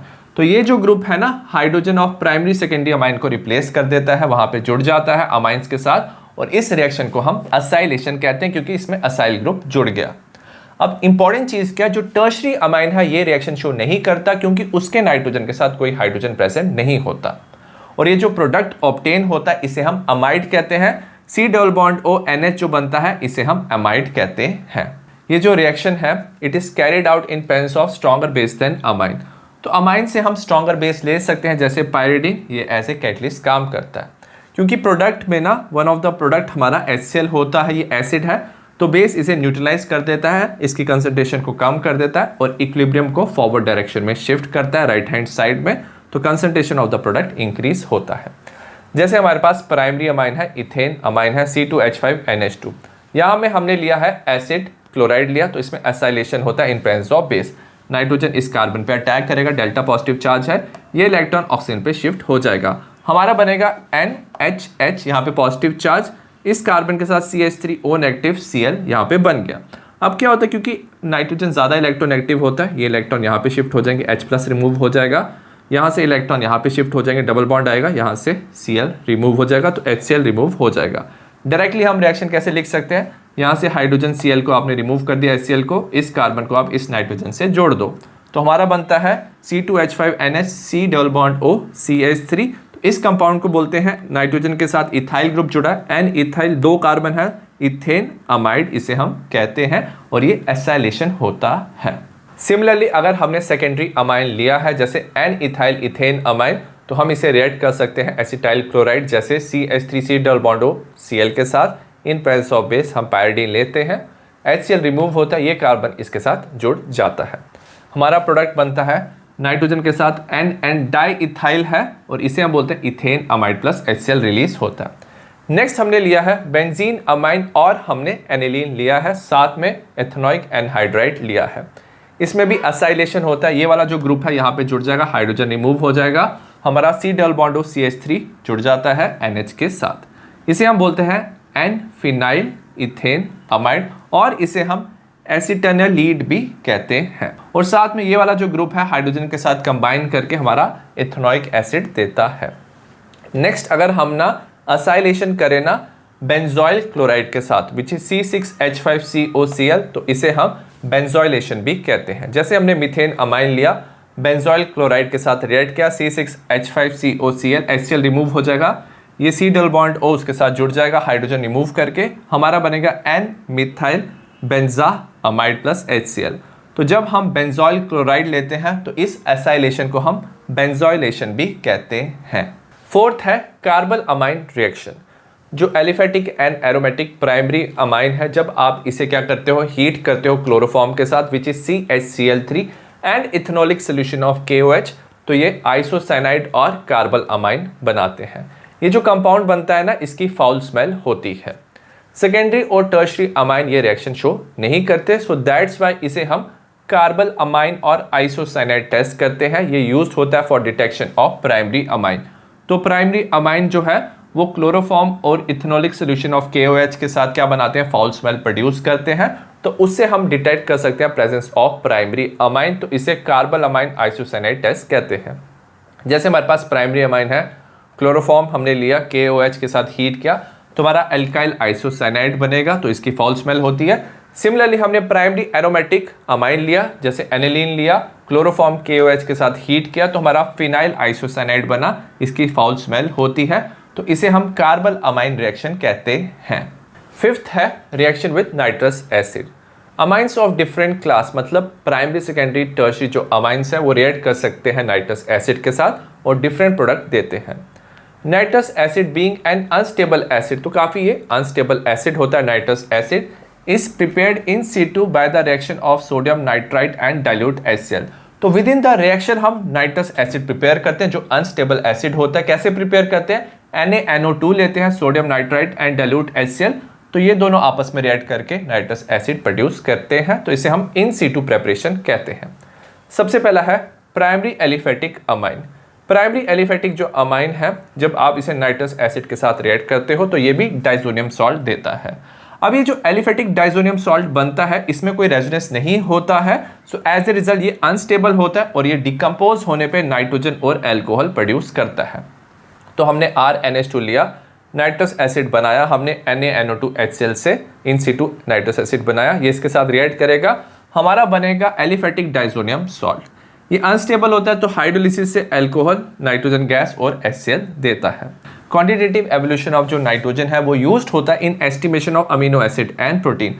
याद रखना, अमीनो एसिड में NH2 ग्रुप होता है और प्रोटीन अमीनो एसिड के बने होते हैं। तो जितना ज़्यादा नाइट्रोजन गैस रिलीज होता है, सपोज हमारे पास कोई कंपाउंड है जिसमें अमीनो एसिड एंड प्रोटीन है, हम देखना चाहते हैं कि उसमें कितनी ज़्यादा क्वांटिटी है अमीनो एसिड एंड प्रोटीन की। तो जितना ज़्यादा नाइट्रोजन गैस रिलीज होगा तो उतना ज़्यादा क्या होगा, amino acid and protein present होगा। तो क्वांटिटेटिव एवोल्यूशन ऑफ नाइट्रोजन से हम क्या कर सकते हैं, एस्टिमेट कर सकते हैं कि कितना amount of amino acid and protein present है कंपाउंड में। बी है प्राइमरी एरोमेटिक अमाइन। सपोज हमारे पास प्राइमरी एरोमेटिक अमाइन है, एनिलीन है, ये रिएक्ट कर सकता है नाइट्रस एसिड के साथ at low temperature 273 to 278 kelvin और हमारा डाइसोनियम सॉल्ट बनता है। हमने एनिलीन को रिएक्ट किया NaNO2 HCl के साथ, तो with in the reaction nitrous acid बनेगा। लो टेम्परेचर लिया हमने 273 टू 278 केल्विन, हमारा बेंजीन डाइजोनियम क्लोराइड बनेगा और इसमें रेजोनेंस होती है तो ये स्टेबल होता है। अब ये जो डाइजोनियम सॉल्ट्स बनते हैं ये यूज्ड होते हैं for preparation of variety of aromatic compounds, तो इससे हम डिफरेंट एरोमेटिक कंपाउंड्स बना सकते हैं। अगर हम सेकेंडरी और टर्शरी अमाइन की बात करें, ये रिएक्ट करते हैं नाइट्रस एसिड के साथ इन डिफरेंट मैनर, मतलब वो डिफरेंट रिएक्शन शो करते हैं secondary and tertiary amines. Sixth है reaction with aryl sulphonyl chloride. हमने लिया है benzene sulphonyl chloride which is C6H5SO2Cl, जिसे हम हिंसबर्ग रिएजेंट भी कहते हैं। ये जो हिंसबर्ग रिएजेंट है ये हेल्प करता है to distinguish between primary, secondary and tertiary amine. तो तीनों आयन को डिफरेंशिएट करने के लिए हिंसबर्ग रिएजेंट यूज होता है। अब ये जो हिंसबर्ग रिएजेंट है प्राइमरी और सेकेंडरी अमाइन के साथ रिएक्ट करके ना सल्फोन अमाइड देता है, वेरास टर्शरी अमाइन के साथ रिएक्ट नहीं करता। पहला है प्राइमरी अमाइन। तो जो हिंसबर्ग रिएजेंट है प्राइमरी अमाइन के साथ रिएक्ट करके N alkyl benzene sulphonamide देता है। तो ये हिंसबर्ग रिएजेंट है, प्राइमरी अमाइन है, यहाँ से HCl रिमूव हो जाएगा, नाइट्रोजन सल्फर के साथ जुड़ जाता है, हमारा बनता है एन इथाइल है, बेंजीन सल्फोन अमाइड बनता है। अब इसमें इंपॉर्टेंट चीज क्या है, जो हाइड्रोजन है attach to nitrogen in sulphonamide is strongly acidic. ये जो हाइड्रोजन है काफी ज्यादा ये एसिडिक होता है, मतलब ये हाइड्रोजन को रिमूव करना इजी होता है। क्यों होता है? Due to presence of strong electron withdrawing sulphonyl group. ये जो ग्रुप होता है ना SO2, ये काफी ज्यादा क्या होता है, इलेक्ट्रॉन विड्रॉइंग होता है, तो इलेक्ट्रॉन अपनी तरफ खींचता है। ये जो बॉन्ड है नाइट्रोजन हाइड्रोजन का काफी ज्यादा पोलराइज हो जाता है और H+ रिलीज करना इजी हो जाता है, तो ये स्ट्रांगली एसिडिक हो जाता है।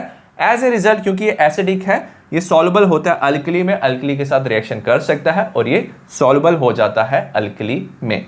बी है सेकेंडरी अमाइन।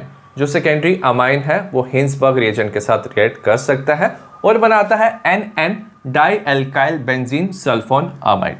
हमारे पास हिंसबर्ग रिएजेंट है, सेकेंडरी अमाइन है, HCl रिमूव होगा, सल्फर नाइट्रोजन का बॉन्ड बन जाएगा, हमारा बनेगा NN diethyl benzene sulphone amide. अब इसमें अगर आप नाइट्रोजन को देखोगे, इसमें कोई हाइड्रोजन अटैच नहीं है, सो एज ए रिजल्ट यहाँ पे कोई हाइड्रोजन नहीं है, तो ये एसिडिक नहीं होता। एसिडिक नहीं होने की वजह से ये इनसॉल्युबल होता है अल्कली में। वेरएस जो टर्शरी अमाइन है वो रिएक्ट नहीं करते हिंसबर्ग रिएजेंट के साथ, क्योंकि जो टर्शरी अमाइन है इसमें नाइट्रोजन में कोई हाइड्रोजन नहीं है, तो HCl रिमूव नहीं होता है, तो इसमें कोई रिएक्शन नहीं होता। तो अगर हम बात करें जो प्राइमरी अमाइन है वो रिएक्ट कर सकता है, जो प्रोडक्ट है वो सॉल्युबल होता है अल्कली में। सेकेंडरी अमाइन भी रिएक्ट कर सकता है, बट जो प्रोडक्ट बनता है वो इनसॉल्युबल होता है अल्कली में, वेरएस टर्शरी अमाइन में कोई रिएक्शन नहीं होता है। सो ऐसे हम डिस्टिंग्विश कर सकते हैं primary, secondary and tertiary amines. Seventh है इलेक्ट्रोफिलिक सब्स्टिट्यूशन। जो बेंजीन रिंग है एनिलीन में, ये हाईली एक्टिवेटेड होता है। ऑर्थो पैरा पोजीशन में क्या होता है, हाई इलेक्ट्रॉन डेंसिटी होती है और जो NH2 ग्रुप है एक पावरफुल एक्टिवेशन ग्रुप होता है। तो जो NH2 ग्रुप है जो बेंजीन रिंग के साथ जुड़ा हुआ है, ये पावरफुल एक्टिवेशन ग्रुप है। ये इलेक्ट्रॉन डेंसिटी क्या करता है, भेजता है टुवर्ड्स द बेंजीन रिंग। और बेंजीन रिंग में क्या होता है, ऑर्थो पैरा पोजीशन पे इलेक्ट्रॉन डेंसिटी बहुत ज्यादा हो जाती है, तो जो इलेक्ट्रोफाइल का अटैक है वो ऑर्थो पैरा में होता है। सबसे पहला है bromination. Aniline react with bromine water. जो एनिलीन है ब्रोमीन वाटर के साथ रिएक्ट करता है, रूम टेम्परेचर पे रिएक्ट करता है और ये वाइट प्रेसिपिटेट देता है 2,4,6 ट्राइब्रोमो एनिलीन का। तो एनिलीन ब्रोमीन वाटर के साथ रिएक्ट किया, 2,4,6 पोजीशन पे क्या होता है, Br अटैच होता है, क्योंकि ये ज्यादा एक्टिवेटिंग होता है। इलेक्ट्रॉन डेंसिटी इतनी ज्यादा होती है कि रूम टेम्परेचर पे भी ट्राई सब्स्टिट्यूशन होता है। तो 2,4,6 पोजीशन, 2 ऑर्थो और एक पैरा पोजीशन पे ब्रोमीन अटैच हो जाता है और हमारा ये प्रोडक्ट 2,4,6 ट्राइब्रोमो एनिलीन बनाता है, जिसके वाइट प्रेसिपिटेट होते हैं। अभी हमने देखा था जो NH2 ग्रुप होता है एनिलीन में वो हाईली एक्टिवेटिंग होता है। ज्यादा एक्टिवेटिंग होने की वजह से वो ट्राई सब्स्टिट्यूशन करता है। तो अगर आप चाहते हो कि मोनोब्रोमो कंपाउंड बने, सिर्फ एक ही Br जुड़े, तो हमें उसका एक्टिवेशन को कम करना पड़ता है। एक्टिवेशन कम करने का मतलब हम चाहते हैं जो नाइट्रोजन है वो बेंजीन रिंग की तरफ कम इलेक्ट्रॉन भेजे। तो हम क्या करते हैं, जो अमीनो ग्रुप होता है ना एनिलीन में, उसकी एसिटाइलेशन करते हैं विद एसिटिक एनहाइड्राइड। तो एनिलीन को हम एसिटिक एनहाइड्राइड CH3CO2O से रिएक्ट करते हैं इन प्रेजेंस ऑफ पायरिडीन। तो इसमें एसिटाइलेशन होता है, इसमें से हाइड्रोजन रिमूव होता है, C double bond O CH3 group यहाँ पे जुड़ जाता है, तो हमारा NH C double bond O CH3 बनता है। इसे हम एसिड एनालीड कहते हैं। उसके बाद हम ब्रोमीन के साथ इसकी क्या करते हैं, डिजायर्ड सब्स्टिट्यूशन करते हैं, ब्रोमीन के साथ रिएक्शन करते हैं इन प्रेजेंस ऑफ CH3COOH। अब जो Br है वो ऑर्थो या पैरा पे जुड़ सकता है। पैरा ज़्यादा क्या होता है, सिमेट्रिकल होता है, मेजर क्वांटिटी में बनता है, तो पैरा में Br जुड़ जाएगा। उसके बाद आप बेस की प्रेजेंस में या H+ की प्रेजेंस में अगर आप हाइड्रोलिसिस करो तो वापस हमें NH2 मिल जाता है, हमारा बनता है 4 ब्रोमो एनिलीन। अगर हम देखें जो लोन पेयर ऑफ इलेक्ट्रॉन है nitrogen of the acid anilide interact with the oxygen atom due to resonance.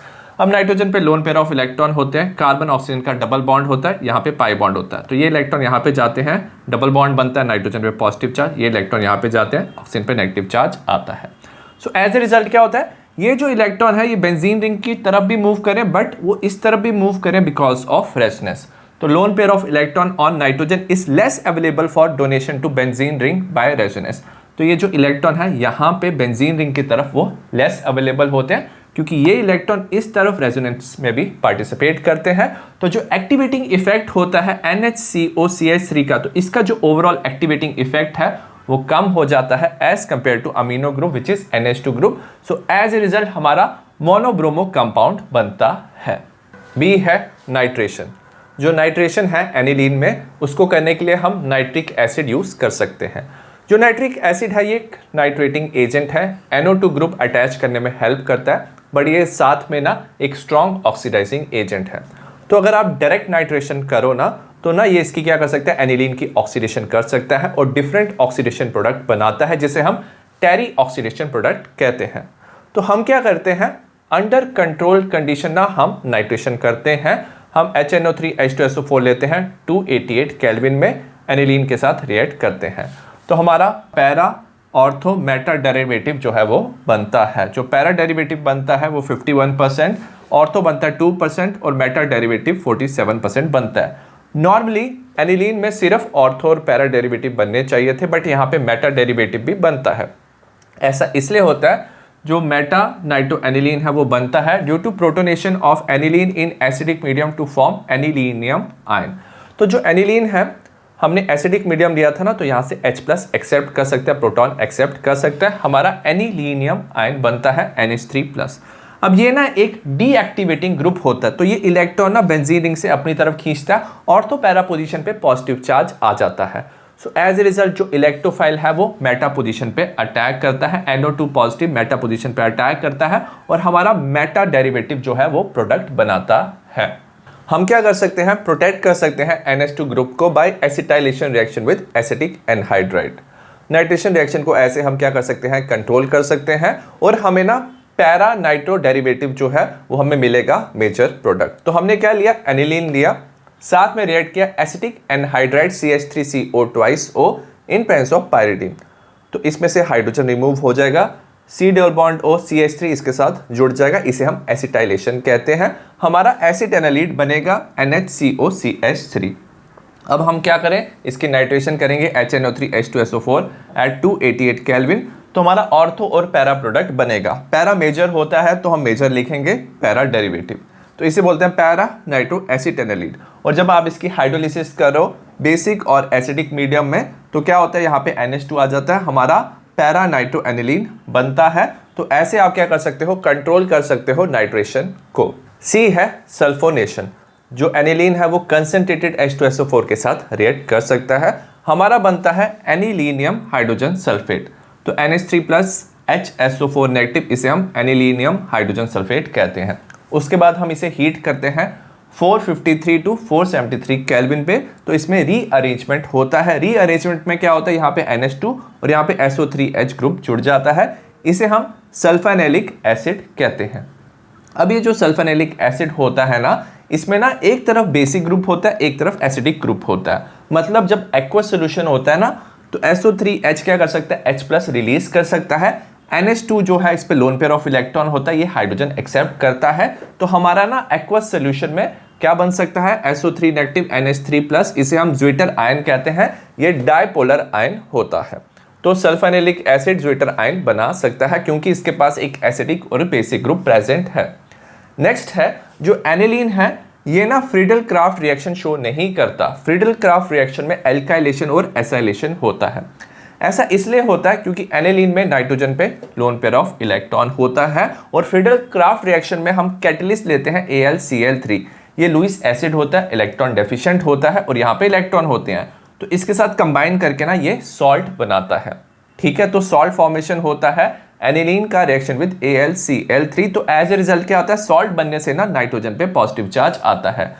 Due to this nitrogen acquire positive charge. अब पॉजिटिव चार्ज आने से ना ये इलेक्ट्रॉन ना बेंजीन रिंग से अपनी तरफ खींचता है, ऑर्थो और पैरा पोजीशन पे पॉजिटिव चार्ज आ जाता है, इसे हम बोलते हैं डीएक्टिवेटिंग ग्रुप। तो ये एक स्ट्रॉन्ग डीएक्टिवेटिंग ग्रुप की तरह काम करता है। बेंजीन रिंग पे जो इलेक्ट्रॉन डेंसिटी है ऑर्थो पैरा पे वो डिक्रीज करता है और जो इलेक्ट्रोफाइल का अटैक है वो क्या होता है, डिफिकल्ट हो जाता है। सो एज ए रिजल्ट जो एनिलीन है वो फ्रीडल क्राफ्ट रिएक्शन शो नहीं करता है। नेक्स्ट है in text question 13.4, arrange the following in increasing order of basic strength. अगर हमें क्वेश्चन में नहीं दिया हुआ है कि ये गैसियस फेज है और एक्वस फेज है, तो हम एक्वस फेज ही कंसीडर करते हैं और उसी के बेसिस में बेसिक स्ट्रेंथ को कंपेयर करते हैं। हमें पहला दिया हुआ है, इसमें हमें इंक्रीजिंग ऑर्डर में अरेंज करना है। सबसे ज़्यादा बेसिक याद रखना क्या होता है, सेकेंडरी होता है C2H5 ट्वाइस NH, क्योंकि जो सेकेंडरी होता है इसमें plus I effect and solvation effect दोनों होता है। फिर आ जाएगा C2H5 NH2, ये इलेक्ट्रॉन डोनेटिंग ग्रुप है, इलेक्ट्रॉन डेंसिटी इंक्रीज करता है। तो पहले आ जाएगा सेकेंडरी देन प्राइमरी। इसके बाद हमारा ये वाला ग्रुप आएगा C6H5 CH2 NH2। CH2 group भी इलेक्ट्रॉन डोनेट करता है, बट यहाँ पे C6H5 है वो इलेक्ट्रॉन अपनी तरफ खींचता भी है, तो इसमें जो इलेक्ट्रॉन डेंसिटी होगी एज कंपेयर टू दिस थोड़ी कम होगी। नेक्स्ट है हमारे पास NH3 अमोनिया, इसमें कोई भी इलेक्ट्रॉन डोनेटिंग ग्रुप प्रेजेंट नहीं है, तो इसकी जो इलेक्ट्रॉन डेंसिटी इससे कम है, ये लेस बेसिक है। और लास्ट में हमारा एनिलीन है। एनिलीन में नाइट्रोजन पे लोन पेयर ऑफ जो इलेक्ट्रॉन्स होते हैं वो रेजोनेंस में पार्टिसिपेट करते हैं, वो डीलोकलाइज होते हैं, वेयरएज यहाँ पे सारे इलेक्ट्रॉन लोकलाइज होते हैं, एक ही जगह पे प्रेजेंट होते हैं। So as a result aniline की सबसे कम बेसिक स्ट्रेंथ होती है। सेकेंड है हमारे पास, हमें ये कंपाउंड दिए हुए हैं, इसमें अगेन C2H5 दिया हुआ है। जो सेकेंडरी है वो सबसे ज्यादा बेसिक होता है, क्योंकि इसमें क्या है, plus I effect and solvation effect दोनों होता है। नेक्स्ट हमें प्राइमरी और टर्शरी भी दिया, तो याद रखना जो C2H5 ग्रुप होता है ना, ये स्टेरिक हिंड्रेंस कॉज करता है, हाइड्रोजन बॉन्डिंग में इंटरफेयर करता है। So as a result plus I effect stronger हो जाता है। तो टर्शरी में प्लस आई ज्यादा होता है, तो ये ज्यादा बेसिक होता है एज कंपेयर टू प्राइमरी। ठीक है, और लास्ट में एनिलीन, क्योंकि इसमें इलेक्ट्रॉन डीलोकलाइज हो जाते हैं, मूव करते हैं। सो एज ए रिजल्ट ये सबसे कम बेसिक होता है। थर्ड हमें दिया हुआ है, तो इसमें CH3 ट्वाइस NH सबसे ज़्यादा बेसिक हो गया, सेकेंडरी है, क्योंकि इसमें solvation effect and plus I effect होता है। अब जो CH3 है ये हाइड्रोजन बॉन्डिंग में इंटरफेयर नहीं करता, ये स्टेरिक हिंड्रेंस कॉज नहीं करता। सो एज ए रिजल्ट जो प्राइमरी है उसमें हाइड्रोजन बॉन्डिंग सबसे ज़्यादा होती है, तो ये जो है सबसे ज़्यादा बेसिक होता है। फिर टर्शरी आता है। नेक्स्ट आ जाएगा हमारा C6H5CH2 NH2, ये इलेक्ट्रॉन डोनेटिंग ग्रुप है और ये इलेक्ट्रॉन अपनी तरफ खींच रहा है, तो ये क्या होगा, एज कम्पेयर टू दिस ये लेस बेसिक होगा। और लीस्ट बेसिक एनिलीन होगा, क्योंकि इसमें इलेक्ट्रॉन क्या होते हैं, डीलोकलाइज हो जाते हैं। तो ये हमारा इंक्रीजिंग ऑर्डर है बेसिक स्ट्रेंथ का। नेक्स्ट है Intex question 13.5, complete the following acid base reaction and name the product. हमें प्रोडक्ट बताना है। हमने लिया CH3 CH2 CH2 NH2 amine लिया, HCl लिया है, ये एसिड बेस है, तो हमारा प्रोडक्ट ना सॉल्ट बनेगा। तो यहाँ पे NH3 प्लस Cl नेगेटिव बनता है, 3 कार्बन है स्ट्रेट चेन में, तो ये N प्रोपाइल अमोनियम क्लोराइड होता है। नेक्स्ट है C2H5 thrice N HCl, acid base के साथ कंबाइन कर रहा है, तो NH प्लस Cl नेगेटिव बन जाएगा। 3 इथाइल है, तो ये ट्राई इथाइल अमोनियम क्लोराइड होगा। नेक्स्ट है 13.6, right reaction of the final alkylation product of aniline. तो एनिलीन की हमने एल्काइलेशन की है with excess of methyl iodide, हमें फाइनल प्रोडक्ट बताना है in presence of sodium carbonate solution. हमने एनिलीन लिया इन प्रेजेंस ऑफ CH3I, तो ये नाइट्रोजन पे लोन पेयर ऑफ इलेक्ट्रॉन है, कार्बन पे अटैक करेंगे, I रिमूव होगा, तो हाइड्रोजन की जगह CH3 जुड़ जाएगा, हमारा बनेगा N मिथाइल एनिलीन। क्योंकि एक्सेस में लिया है तो हम बाकी और भी मॉलिक्यूल ले सकते हैं CH3I के। अनदर मॉलिक्यूल लिया, अगेन हाइड्रोजन की जगह CH3 जुड़ जाएगा, हमारा बनेगा N di methyl aniline. Again CH3I लेंगे, तो यहाँ पे N plus CH3 thrice I negative, हमारा सॉल्ट बन जाएगा NN tri methyl anilinium iodide. अब हमने लिया था Na2CO3 का सोल्यूशन, तो उसमें क्या होगा, ये ओवरऑल इसका चार्ज क्या था, पॉजिटिव था, CO3 का 2 नेगेटिव होता है, तो इसे बैलेंस करने के लिए हम C6H5N plus CH3 thrice twice CO3 2 negative लिखेंगे, तो ये फाइनल प्रोडक्ट बन जाता है NNN tri methyl anilinium carbonate. Next है 13.7 question, right the chemical reaction of aniline with benzoyl chloride and name the product. हमने एनिलीन लिया है, बेंजोइल क्लोराइड लिया है, इन प्रेजेंस ऑफ बेस लेते हैं, तो जो नाइट्रोजन है इस कार्बन पे अटैक करता है, HCl रिमूव हो जाता है, नाइट्रोजन के साथ कार्बन जुड़ जाता है, हमारा ये कंपाउंड बनता है, इसे हम एन फिनाइल बेंजामाइड कहते हैं। नेक्स्ट है 13.8 क्वेश्चन, हमें स्ट्रक्चर बताना है डिफरेंट आइसोमर्स का, जिसका मॉलिक्यूलर फॉर्मूला है C3H9N। हमें IUPAC नेम भी बताना है उन आइसोमर का जो नाइट्रोजन गैस लिबरेट कर सकते हैं जब उन्हें हम रिएक्ट करें नाइट्रस एसिड से। सबसे पहले 3 कार्बन है ना, तो हमारा कंपाउंड बन सकता है, नाइट्रोजन है CH3 CH2 CH2 NH2, ये प्रोपेन अमाइन होता है। Next CH3CH CH3 NH2, second carbon पे NH2 है, प्रोपेन 2 अमाइन, ये हमारा क्या हो जाएगा, सेकेंडरी अमाइन हो जाएगा CH3 CH2 N CH3, ये N मिथाइल इथेन अमाइन, और ये टर्शरी अमाइन होगा, नाइट्रोजन के साथ 3 CH3 ग्रुप जुड़े हैं, NN di methyl methane amine होगा।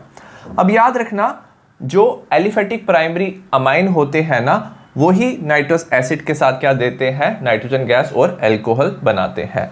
तो हम सिर्फ प्राइमरी अमाइन लेंगे जो नाइट्रोजन गैस दे सकते हैं with nitrous acid. Primary amine में नाइट्रोजन के साथ सिर्फ एक ही कार्बन जुड़ा होगा, तो ये एक प्राइमरी अमाइन है और ये एक प्राइमरी अमाइन है, तो ये दोनों प्राइमरी अमाइन है, वेरास ये सेकेंडरी और टर्शरी अमाइन है।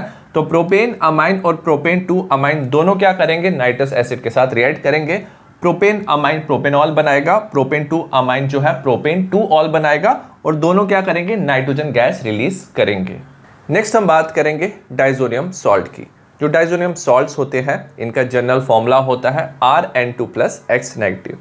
R होता है अराइल ग्रुप, X नेगेटिव हमारा क्या होता है एनाइन होता है, Cl नेगेटिव हो सकता है Br negative, HSO4 negative, BF4 negative ये हो सकता है। जो N2 प्लस है इसे हम ना डाइजोनियम ग्रुप भी कहते हैं।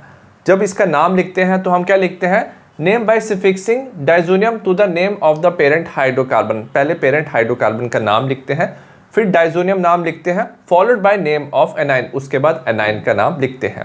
जैसे Cl नेगेटिव है तो क्लोराइड लिखेंगे, HSO4 नेगेटिव है तो हाइड्रोजन सल्फेट लिखते हैं। यहाँ पे हमने लिखा है बेंजीन के साथ N2 प्लस Cl नेगेटिव तो हम लिखेंगे बेंजीन डाइजोनियम क्लोराइड। यहाँ पे बेंजीन के साथ N2 plus HSO4 negative benzene diazonium hydrogen sulphate है। सिमिलरली बेंजीन के साथ N2 प्लस BF4 नेगेटिव है तो इसे बेंजीन डाइजोनियम फ्लोरोबोरेट कहते हैं। नेक्स्ट हम बात करेंगे स्टेबिलिटी ऑफ डाइजोनियम सॉल्ट। जो एरीन डाइजोनियम सॉल्ट होता है जिसे हम एरोमेटिक डाइजोनियम सॉल्ट भी कहते हैं, ये ज़्यादा स्टेबल होता है as compare to alkyl diazonium salt, क्योंकि जो एरीन डाइजोनियम आयन होती है और एरोमेटिक डाइजोनियम आयन उसमें रेजोनेंस स्टेबलाइजेशन होता है।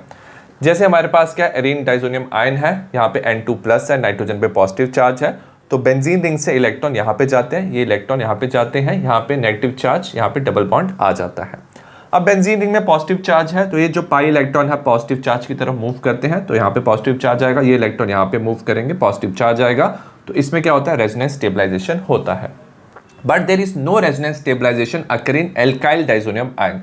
एल्काइल डाइजोनियम आयन में कोई रेजोनेंस स्टेबलाइजेशन नहीं होता, काफी ज्यादा ये क्या होता है अनस्टेबल होता है। एज ए रिजल्ट इमीडिएटली ना ये लूज करता है नाइट्रोजन गैस और बनाता है stable carbocation which is R+। अब ये जो हमने बताया था एरीन डाइजोनियम आयन जो होता है ये स्टेबल होता है, बट ये स्टेबल होता है फॉर शॉर्ट टाइम स्पैन, थोड़े टाइम स्पैन के लिए ही ये स्टेबल होता है इन सोल्यूशन, और लो टेम्परेचर पे ही ये स्टेबल होता है 273 टू 280 केल्विन। नेक्स्ट है method of preparation of diazonium salt. जो बेंजीन डाइजोनियम क्लोराइड है इसे हम प्रिपेयर कर सकते हैं by reaction of aniline. Aniline को हम रिएक्ट करते हैं नाइट्रस एसिड के साथ 273 टू 278 केल्विन। अब ये जो नाइट्रस एसिड है ना इसे ना with in the reaction produce किया जाता है, काफी ये अनस्टेबल होता है, तो इसे हम सोडियम नाइट्राइड विद HCl की रिएक्शन से विद इन द रिएक्शन बनाते हैं नाइट्रस एसिड को। और जो प्राइमरी एरोमेटिक अमाइन है ये डाइजोनियम सॉल्ट बनाता है, इसे हम ना डाईएजोटाइजेशन कहते हैं। हमने एनिलीन लिया, ये प्राइमरी एरोमेटिक अमाइन है, NaNO2HCl के साथ रिएक्ट किया, विद इन द रिएक्शन ये रिएक्ट करके ना नाइट्रस एसिड बनाते हैं। हम लो टेम्परेचर लेते हैं 273 टू 278 केल्विन, तो हमारा बेंजीन डाइजोनियम क्लोराइड बनता है plus NaCl plus H2O। Due to its instability, वैसे तो ये रेजोनेंस कर सकता है बट थोड़े से भी ज़्यादा टेम्परेचर पे काफ़ी ज़्यादा ये अनस्टेबल हो जाता है। जो डाइजोनियम सॉल्ट है इज नॉट जनरली स्टोर्ड, तो इसे स्टोर नहीं किया जाता है and it is used immediately after it's preparation. तो जैसे ये प्रिपेयर होता है उसके बाद इसको यूज़ कर लेते हैं। नेक्स्ट है फिजिकल प्रॉपर्टीज। जो बेंजीन डाइजोनियम क्लोराइड है ये कलरलेस क्रिस्टलाइन सॉलिड होता है। कलरलेस मीन्स कि ये वाइट कलर का होता है, readily soluble in water, water में सॉल्युबल होता है, और स्टेबल होता है इन कोल्ड, तो कोल्ड वाटर में ये स्टेबल होता है। बट जब आप वाटर को वार्म करते हो तो ये वाटर के साथ रिएक्ट करता है और ये इजीली डिकम्पोज कर सकता है ड्राई स्टेट में benzene diazonium chloride. Whereas benzene diazonium fluoroborate जो होता है वो वाटर इनसॉल्युबल होता है और ये स्टेबल होता है रूम टेम्परेचर में। अगर केमिकल रिएक्शंस की बात की जाए, दो कैटेगरी होती है केमिकल रिएक्शन की। पहला reaction involving displacement of nitrogen, तो इसमें जो डाईएजो ग्रुप है ना वो क्या हो जाता है ब्रेक हो जाता है, नाइट्रोजन गैस रिलीज हो जाती है, उसकी जगह कोई और एटम या ग्रुप उसे डिस्प्लेस कर सकता है। सेकंड है reaction involving retention of diazo group, तो इस रिएक्शन में क्या होता है जो डाईएजो ग्रुप है वो रिटेन रहता है। सबसे पहले ए है reaction involving displacement of nitrogen. जो डाइजोनियम ग्रुप होता है N2 प्लस है, it's being a very good leaving group, उसका बॉन्ड ना ईजिली ब्रेक हो जाता है, वो गुड लिविंग ग्रुप है, एज ए नाइट्रोजन गैस वो रिलीज होता है। उसे ईजिली हम सब्सटीट्यूट कर सकते हैं अदर ग्रुप से, जैसे Cl negative, Br negative, I negative, Cl negative, OH negative. The nitrogen form, तो इसमें नाइट्रोजन बनता है, वो एस्केप कर जाता है रिएक्शन मिक्सचर से एज गैस। सबसे पहले है रिप्लेसमेंट बाय हैलाइड और साइनाइड आयन। हमारे पास Cl negative, Br negative, Cl negative ions है, ये एज ए न्यूक्लियोफाइल काम करते हैं, वो इजीली इंट्रोड्यूस हो जाते हैं बेंजीन रिंग में इन प्रेजेंस ऑफ कॉपर 1 आयन। इस रिएक्शन को सैंडमेयर रिएक्शन कहते हैं। सपोज हमारे पास क्या है, एरोमेटिक डाइजोनियम क्लोराइड है, हमने क्यूपरस क्लोराइड लिया Cu2Cl2 in presence of HCl, तो क्लोरीन इसमें इंट्रोड्यूस हो जाता है और नाइट्रोजन गैस रिलीज होती है, हमारा एराइल क्लोराइड बनता है। सिमिलरली आपने क्यूपरस ब्रोमाइड लिया Cu2Br2 in presence of HBr, तो Br इंट्रोड्यूस हो जाएगा, एराइल ब्रोमाइड बनेगा, साथ में नाइट्रोजन गैस रिलीज होगी। आपने क्या लिया, क्यूपरस साइनाइड लिया CuCl in presence of KCl, तो Cn इसमें इंट्रोड्यूस हो जाता है, हमारा एराइल साइनाइड बनता है प्लस नाइट्रोजन गैस रिलीज होती है, और इस रिएक्शन को हम सैंडमेयर रिएक्शन कहते हैं। सिमिलरली हम क्लोरीन और ब्रोमीन को क्या कर सकते हैं, इंट्रोड्यूस कर सकते हैं बेंजीन रिंग में, जब हम ट्रीट करते हैं डाइजोनियम सॉल्ट सॉल्यूशन को with halogen acid HX in presence of copper powder, इसे हम गेटरमैन रिएक्शन कहते हैं। तो हमारे पास क्या है, डाइजोनियम सॉल्ट है, कॉपर विद HCl हम रिएक्ट करेंगे, तो जो Cl है वो इंट्रोड्यूस हो जाता है, एराइल क्लोराइड बनता है plus N2 plus CuX। Similarly copper with HBr क्या होगा, जो Br है वो इंट्रोड्यूस होगा, एराइल ब्रोमाइड बनेगा N2 plus CuX। Yield in Sandmeyer reaction is better than the Gattermann reaction, तो इसे गेटरमैन रिएक्शन कहते हैं। और जो हमने लास्ट रिएक्शन किया था वो सैंडमेयर रिएक्शन था, सैंडमेयर रिएक्शन में जो यील्ड है वो बेटर होता है। सेकंड है replacement of iodide ion. Iodine is not easily introduce in the benzene ring, जो आयोडीन है वो I2 होता है, वो ज़्यादा रिएक्टिव नहीं होता, तो वो इजिली इंट्रोड्यूस नहीं होता। तो हम क्या करते हैं, जो हमारे पास डाइजोनियम सॉल्ट सोल्यूशन है उसे हम रिएक्ट करते हैं पोटेशियम आयोडाइड के साथ। ठीक है, पोटेशियम आयोडाइड के साथ जब आप रिएक्ट करते हो KI के साथ, तब क्या होता है, जो I नेगेटिव है वो इसमें इंट्रोड्यूस हो जाता है, हमारा एराइल आयोडाइड बनता है, साथ में KCl प्लस N2 बनता है। थर्ड है रिप्लेसमेंट बाय फ्लोराइड आयन। जब हमारे पास एरीन डाइजोनियम क्लोराइड होता है तो उसे हम रिएक्ट करते हैं फ्लोरोबोरिक एसिड से। फ्लोरोबोरिक एसिड होता है HbF4 से हम इसे रिएक्ट करते हैं। एज ए रिजल्ट ना हमारा अनदर डाइजोनियम सॉल्ट बनता है जिसे हम एरीन डाइजोनियम फ्लोरोबोरेट कहते हैं। तो यहाँ पे N2 प्लस BF4 नेगेटिव ये हमारा बनता है, ये एज ए प्रेसिपिटेट बनता है। और जब आप इसे हीट करते हो ना तो क्या होता है, हमारा एराइल फ्लोराइड बनता है, साथ में nitrogen gas plus BF3 release होता है, तो इसमें बेंजीन के साथ फ्लोरीन जुड़ जाता है और एराइल फ्लोराइड बनाता है। फोर्थ है रिप्लेसमेंट बाय हाइड्रोजन। तो हमारे पास यहाँ पे ना रिड्यूसिंग एजेंट होते हैं जैसे हाइपोफॉस्फोरस एसिड। तो हमने क्या लिया, बेंजीन डाइजोनियम क्लोराइड लिया है, hypophosphorous acid which is H3PO2 के साथ रिएक्ट किया, इसे हम फॉस्फेनिक एसिड और हम इथेनॉल भी ले सकते हैं CH3CH2OH। ये दोनों क्या करते हैं, एज ए रिड्यूसिंग एजेंट काम करते हैं, वो इसे हाइड्रोजन देते हैं और रिड्यूस करते हैं डाइजोनियम सॉल्ट टू एरीन, मतलब ये बॉन्ड ब्रेक करके ना यहाँ पे हाइड्रोजन देते हैं, हमारा ARH मतलब हमारा बेंजीन हमें वापस मिल जाता है। और ये खुद क्या होते हैं, क्योंकि ये रिड्यूस कर रहे हैं तो ये खुद क्या कर रहे हैं, ऑक्सीडाइज हो रहे हैं, तो ये खुद ऑक्सीडाइज हो जाते हैं फॉस्फोरस एसिड में H3PO3 में, और ये ऑक्सीडाइज हो जाता है इथेनॉल में विच इज CH3CHO। फिफ्थ है replacement by hydroxyl group which is OH group. अगर हम टेम्परेचर डाइजोनियम सॉल्ट सॉल्यूशन का अलाउ करें to rise up to 283 kelvin, the salt get hydrolysed to phenol. जब हम बेंजीन डाइजोनियम क्लोराइड बनाते हैं तो याद रखना जो टेम्परेचर होता है वो 273 टू 278 केल्विन होता है, बट अगर आप उस टेम्परेचर से राइज करोगे, मतलब 283 केल्विन तक आपने टेम्परेचर को राइज किया, तो जो डाइजोनियम सॉल्ट है उसकी हाइड्रोलिसिस हो जाती है और वो फिनॉल बनाता है, साथ में नाइट्रोजन प्लस HCl बनाता है। सिक्स्थ है replacement bye NO2 group. When diazonium fluoroborate, तो इसमें भी हमें डाइजोनियम फ्लोरोबोरेट चाहिए, तो हम क्या करते हैं, फ्लोरोबोरिक एसिड से बेंजीन डाइजोनियम क्लोराइड को रिएक्ट करते हैं, तो हमारा डाइजोनियम फ्लोरोबोरेट बन जाता है। इसे हम हीट करते हैं aqueous solution of sodium nitrite, NaNO2 का एक्वस सॉल्यूशन लेते हैं, साथ में कॉपर के साथ इसे हम हीट करते हैं, तो जो डाइजोनियम ग्रुप है वो रिप्लेस हो जाता है NO2 ग्रुप से, हमारा नाइट्रोबेंजीन बनता है, साथ में N2 प्लस NaBF4 बनता है। बी है reaction involving retention of diazo group. तो इसमें डाईएजो ग्रुप रिटेन रहता है। इसमें हम कपलिंग रिएक्शन की बात करेंगे। इसमें जो प्रोडक्ट बनता है उसे एजो प्रोडक्ट कहते हैं। It have an extended conjugate system, तो इसमें एक्सटेंडेड कॉन्जुगेट सिस्टम होता है, having both the aromatic ring joint through nitrogen nitrogen double bond. तो इसमें दो एरोमेटिक रिंग होती है, नाइट्रोजन नाइट्रोजन डबल बॉन्ड से जॉइन करता है। अगर आप देखोगे यहाँ पे डबल बॉन्ड है, single bond double bond, single bond double bond, तो इसे बोलते हैं कॉन्जुगेट सिस्टम। इस तरफ भी है और यहाँ पे देखोगे double bond single bond double bond single bond, तो कॉन्जुगेट सिस्टम यहाँ पे भी है, तो इसे हम एक्सटेंडेड कॉन्जुगेट सिस्टम कहते हैं। दोनों तरफ रेजोनेंस हो सकता है, एज ए रिजल्ट जो ये एजो प्रोडक्ट बनता है कपलिंग रिएक्शन से काफ़ी स्टेबल होता है। अब ये जो कंपाउंड बनते हैं ना, ये कलर्ड होते हैं, सो हम इसे एज ए डाई भी यूज कर सकते हैं। सबसे पहले कपलिंग रिएक्शन है, बेंजीन डाइसोनियम क्लोराइड को हम रिएक्ट करते हैं फिनॉल के साथ एट इट्स पैरा पोजीशन। तो इसमें क्या होता है, जो फिनॉल होता है वो कपल करता है विद डाइसोनियम सॉल्ट और हमारा पैरा हाइड्रोक्सी आइसोबेंजीन बनता है। हमने बेंजीन डाइसोनियम क्लोराइड लिया, फिनॉल लिया, in presence of OH negative base लिया।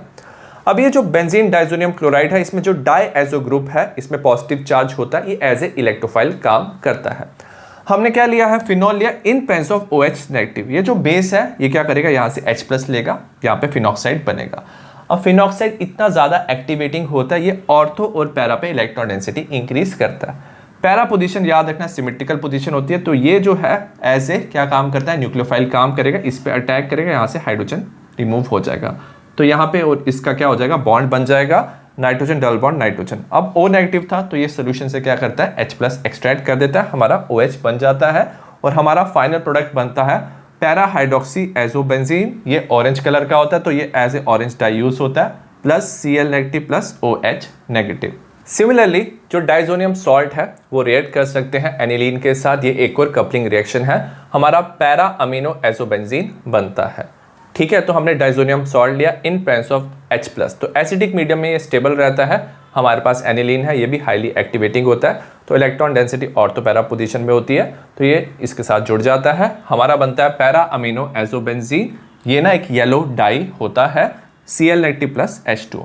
अब ये ना इलेक्ट्रोफिलिक सब्स्टिट्यूशन रिएक्शन होता है। क्यों होता है, क्योंकि इसमें से H+ जो है रिमूव हो जाता है और ये जो N2+ है ये वाला इलेक्ट्रोफाइल अटैक करता है, ये अटैच हो जाता है, H+ जो है वो रिमूव हो जाता है, तो इसे हम इलेक्ट्रोफिलिक सब्स्टिट्यूशन रिएक्शन भी कहते हैं। नेक्स्ट है importance of diazonium salt in synthesis of aromatic compound. तो डाइसोनियम सॉल्ट से हम एरोमेटिक कंपाउंड बना सकते हैं। Diazonium salts are very good intermediate for the introduction of, तो काफ़ी अच्छे इंटरमीडिएट होते हैं। इसमें हम इंट्रोड्यूस कर सकते हैं fluorine, chlorine, bromine, iodine, CnNO2 group into aromatic ring. अगर हम बात करें जो एराइल फ्लोराइड है या एराइल आयोडाइड है, cannot be prepared by direct halogenation. Direct halogenation से प्रिपेयर नहीं करते हैं। क्यों नहीं करते हैं, क्योंकि जो फ्लोरीन है काफ़ी ज़्यादा रिएक्टिव होता है और जो आयोडीन है काफ़ी लेस रिएक्टिव होता है। हम कैसे प्रिपेयर कर सकते हैं इसे ईजिली, डाइसोनियम सॉल्ट से। Cyano group cannot be introduce by nucleophilic substitution of chlorobenzene. Suppose chlorobenzene है, आप न्यूक्लियोफिलिक सब्स्टिट्यूशन कर सकते हो KCN से, तब भी जो साइनो ग्रुप है वो इंट्रोड्यूस नहीं होता। तो हम ना साइनोबेंजीन इजीली बना सकते हैं डाइसोनियम सॉल्ट से।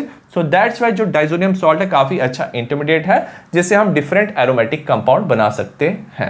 नेक्स्ट है example 13.5, convert 4 nitrotoluene to 2 bromobenzoic acid.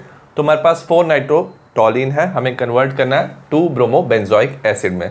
सबसे पहले हम इसकी ब्रोमिनेशन करते हैं।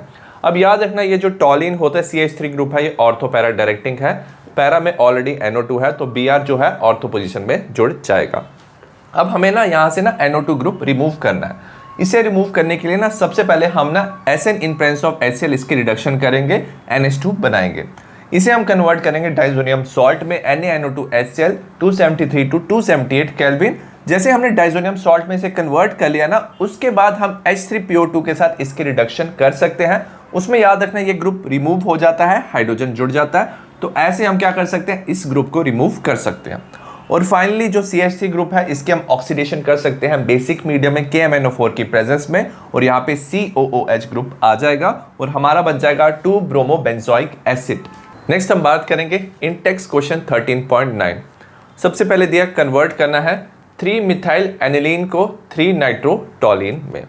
ठीक है, तो इसमें हमारे पास क्या है, यहाँ पे NH2 है, तो इसकी जगह NO2 ग्रुप जोड़ना है।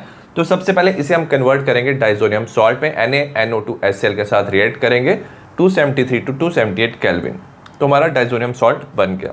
उसके बाद ना हम इसको HbF4 के साथ रिएक्ट करेंगे, ये होता है हमारा फ्लोरोबोरिक एसिड। तो एज ए रिजल्ट ना हमारा क्या बनता है, डाइसोनियम फ्लोरोबोरेट बनता है। अब इसको NaNO2Cu के साथ जब आप रिएक्ट करते हो तो इसकी जगह ना NO2 ग्रुप जुड़ जाता है, हमारा बनता है 3 नाइट्रोटोलिन। नेक्स्ट ये एनिलीन को कन्वर्ट करना है 135 ट्राई ब्रोमोबेंजीन। सबसे पहले अगर आप ब्रोमीन वाटर डालो ना, तो जो ब्रोमीन है ना वो 246 पोजीशन पे जुड़ जाता है, ट्राई सब्स्टिट्यूशन होता है। अब हमें NH2 ग्रुप रिमूव करना है। इसको रिमूव करने के लिए डाइजोनियम सॉल्ट में कन्वर्ट करेंगे, NaNO2HCl 273 to 278 केल्विन, तो हमारा डाइजोनियम सॉल्ट बन गया। उसको हम रिएक्ट करेंगे H3PO2 से, तो ये क्या करता है, इसकी रिडक्शन करता है, यहाँ पे बॉन्ड ब्रेक करके हाइड्रोजन देता है और हमारा फाइनली 135 ट्राइब्रोमोबेंजीन बनता है। आई होप आपको इस चैप्टर का वन शॉट समझ आया हो। Similar type of one shot मैंने बाकी चैप्टर्स के ही बनाए हैं, डिस्क्रिप्शन में लिंक मिल जाएगा। See you in the next video, bye.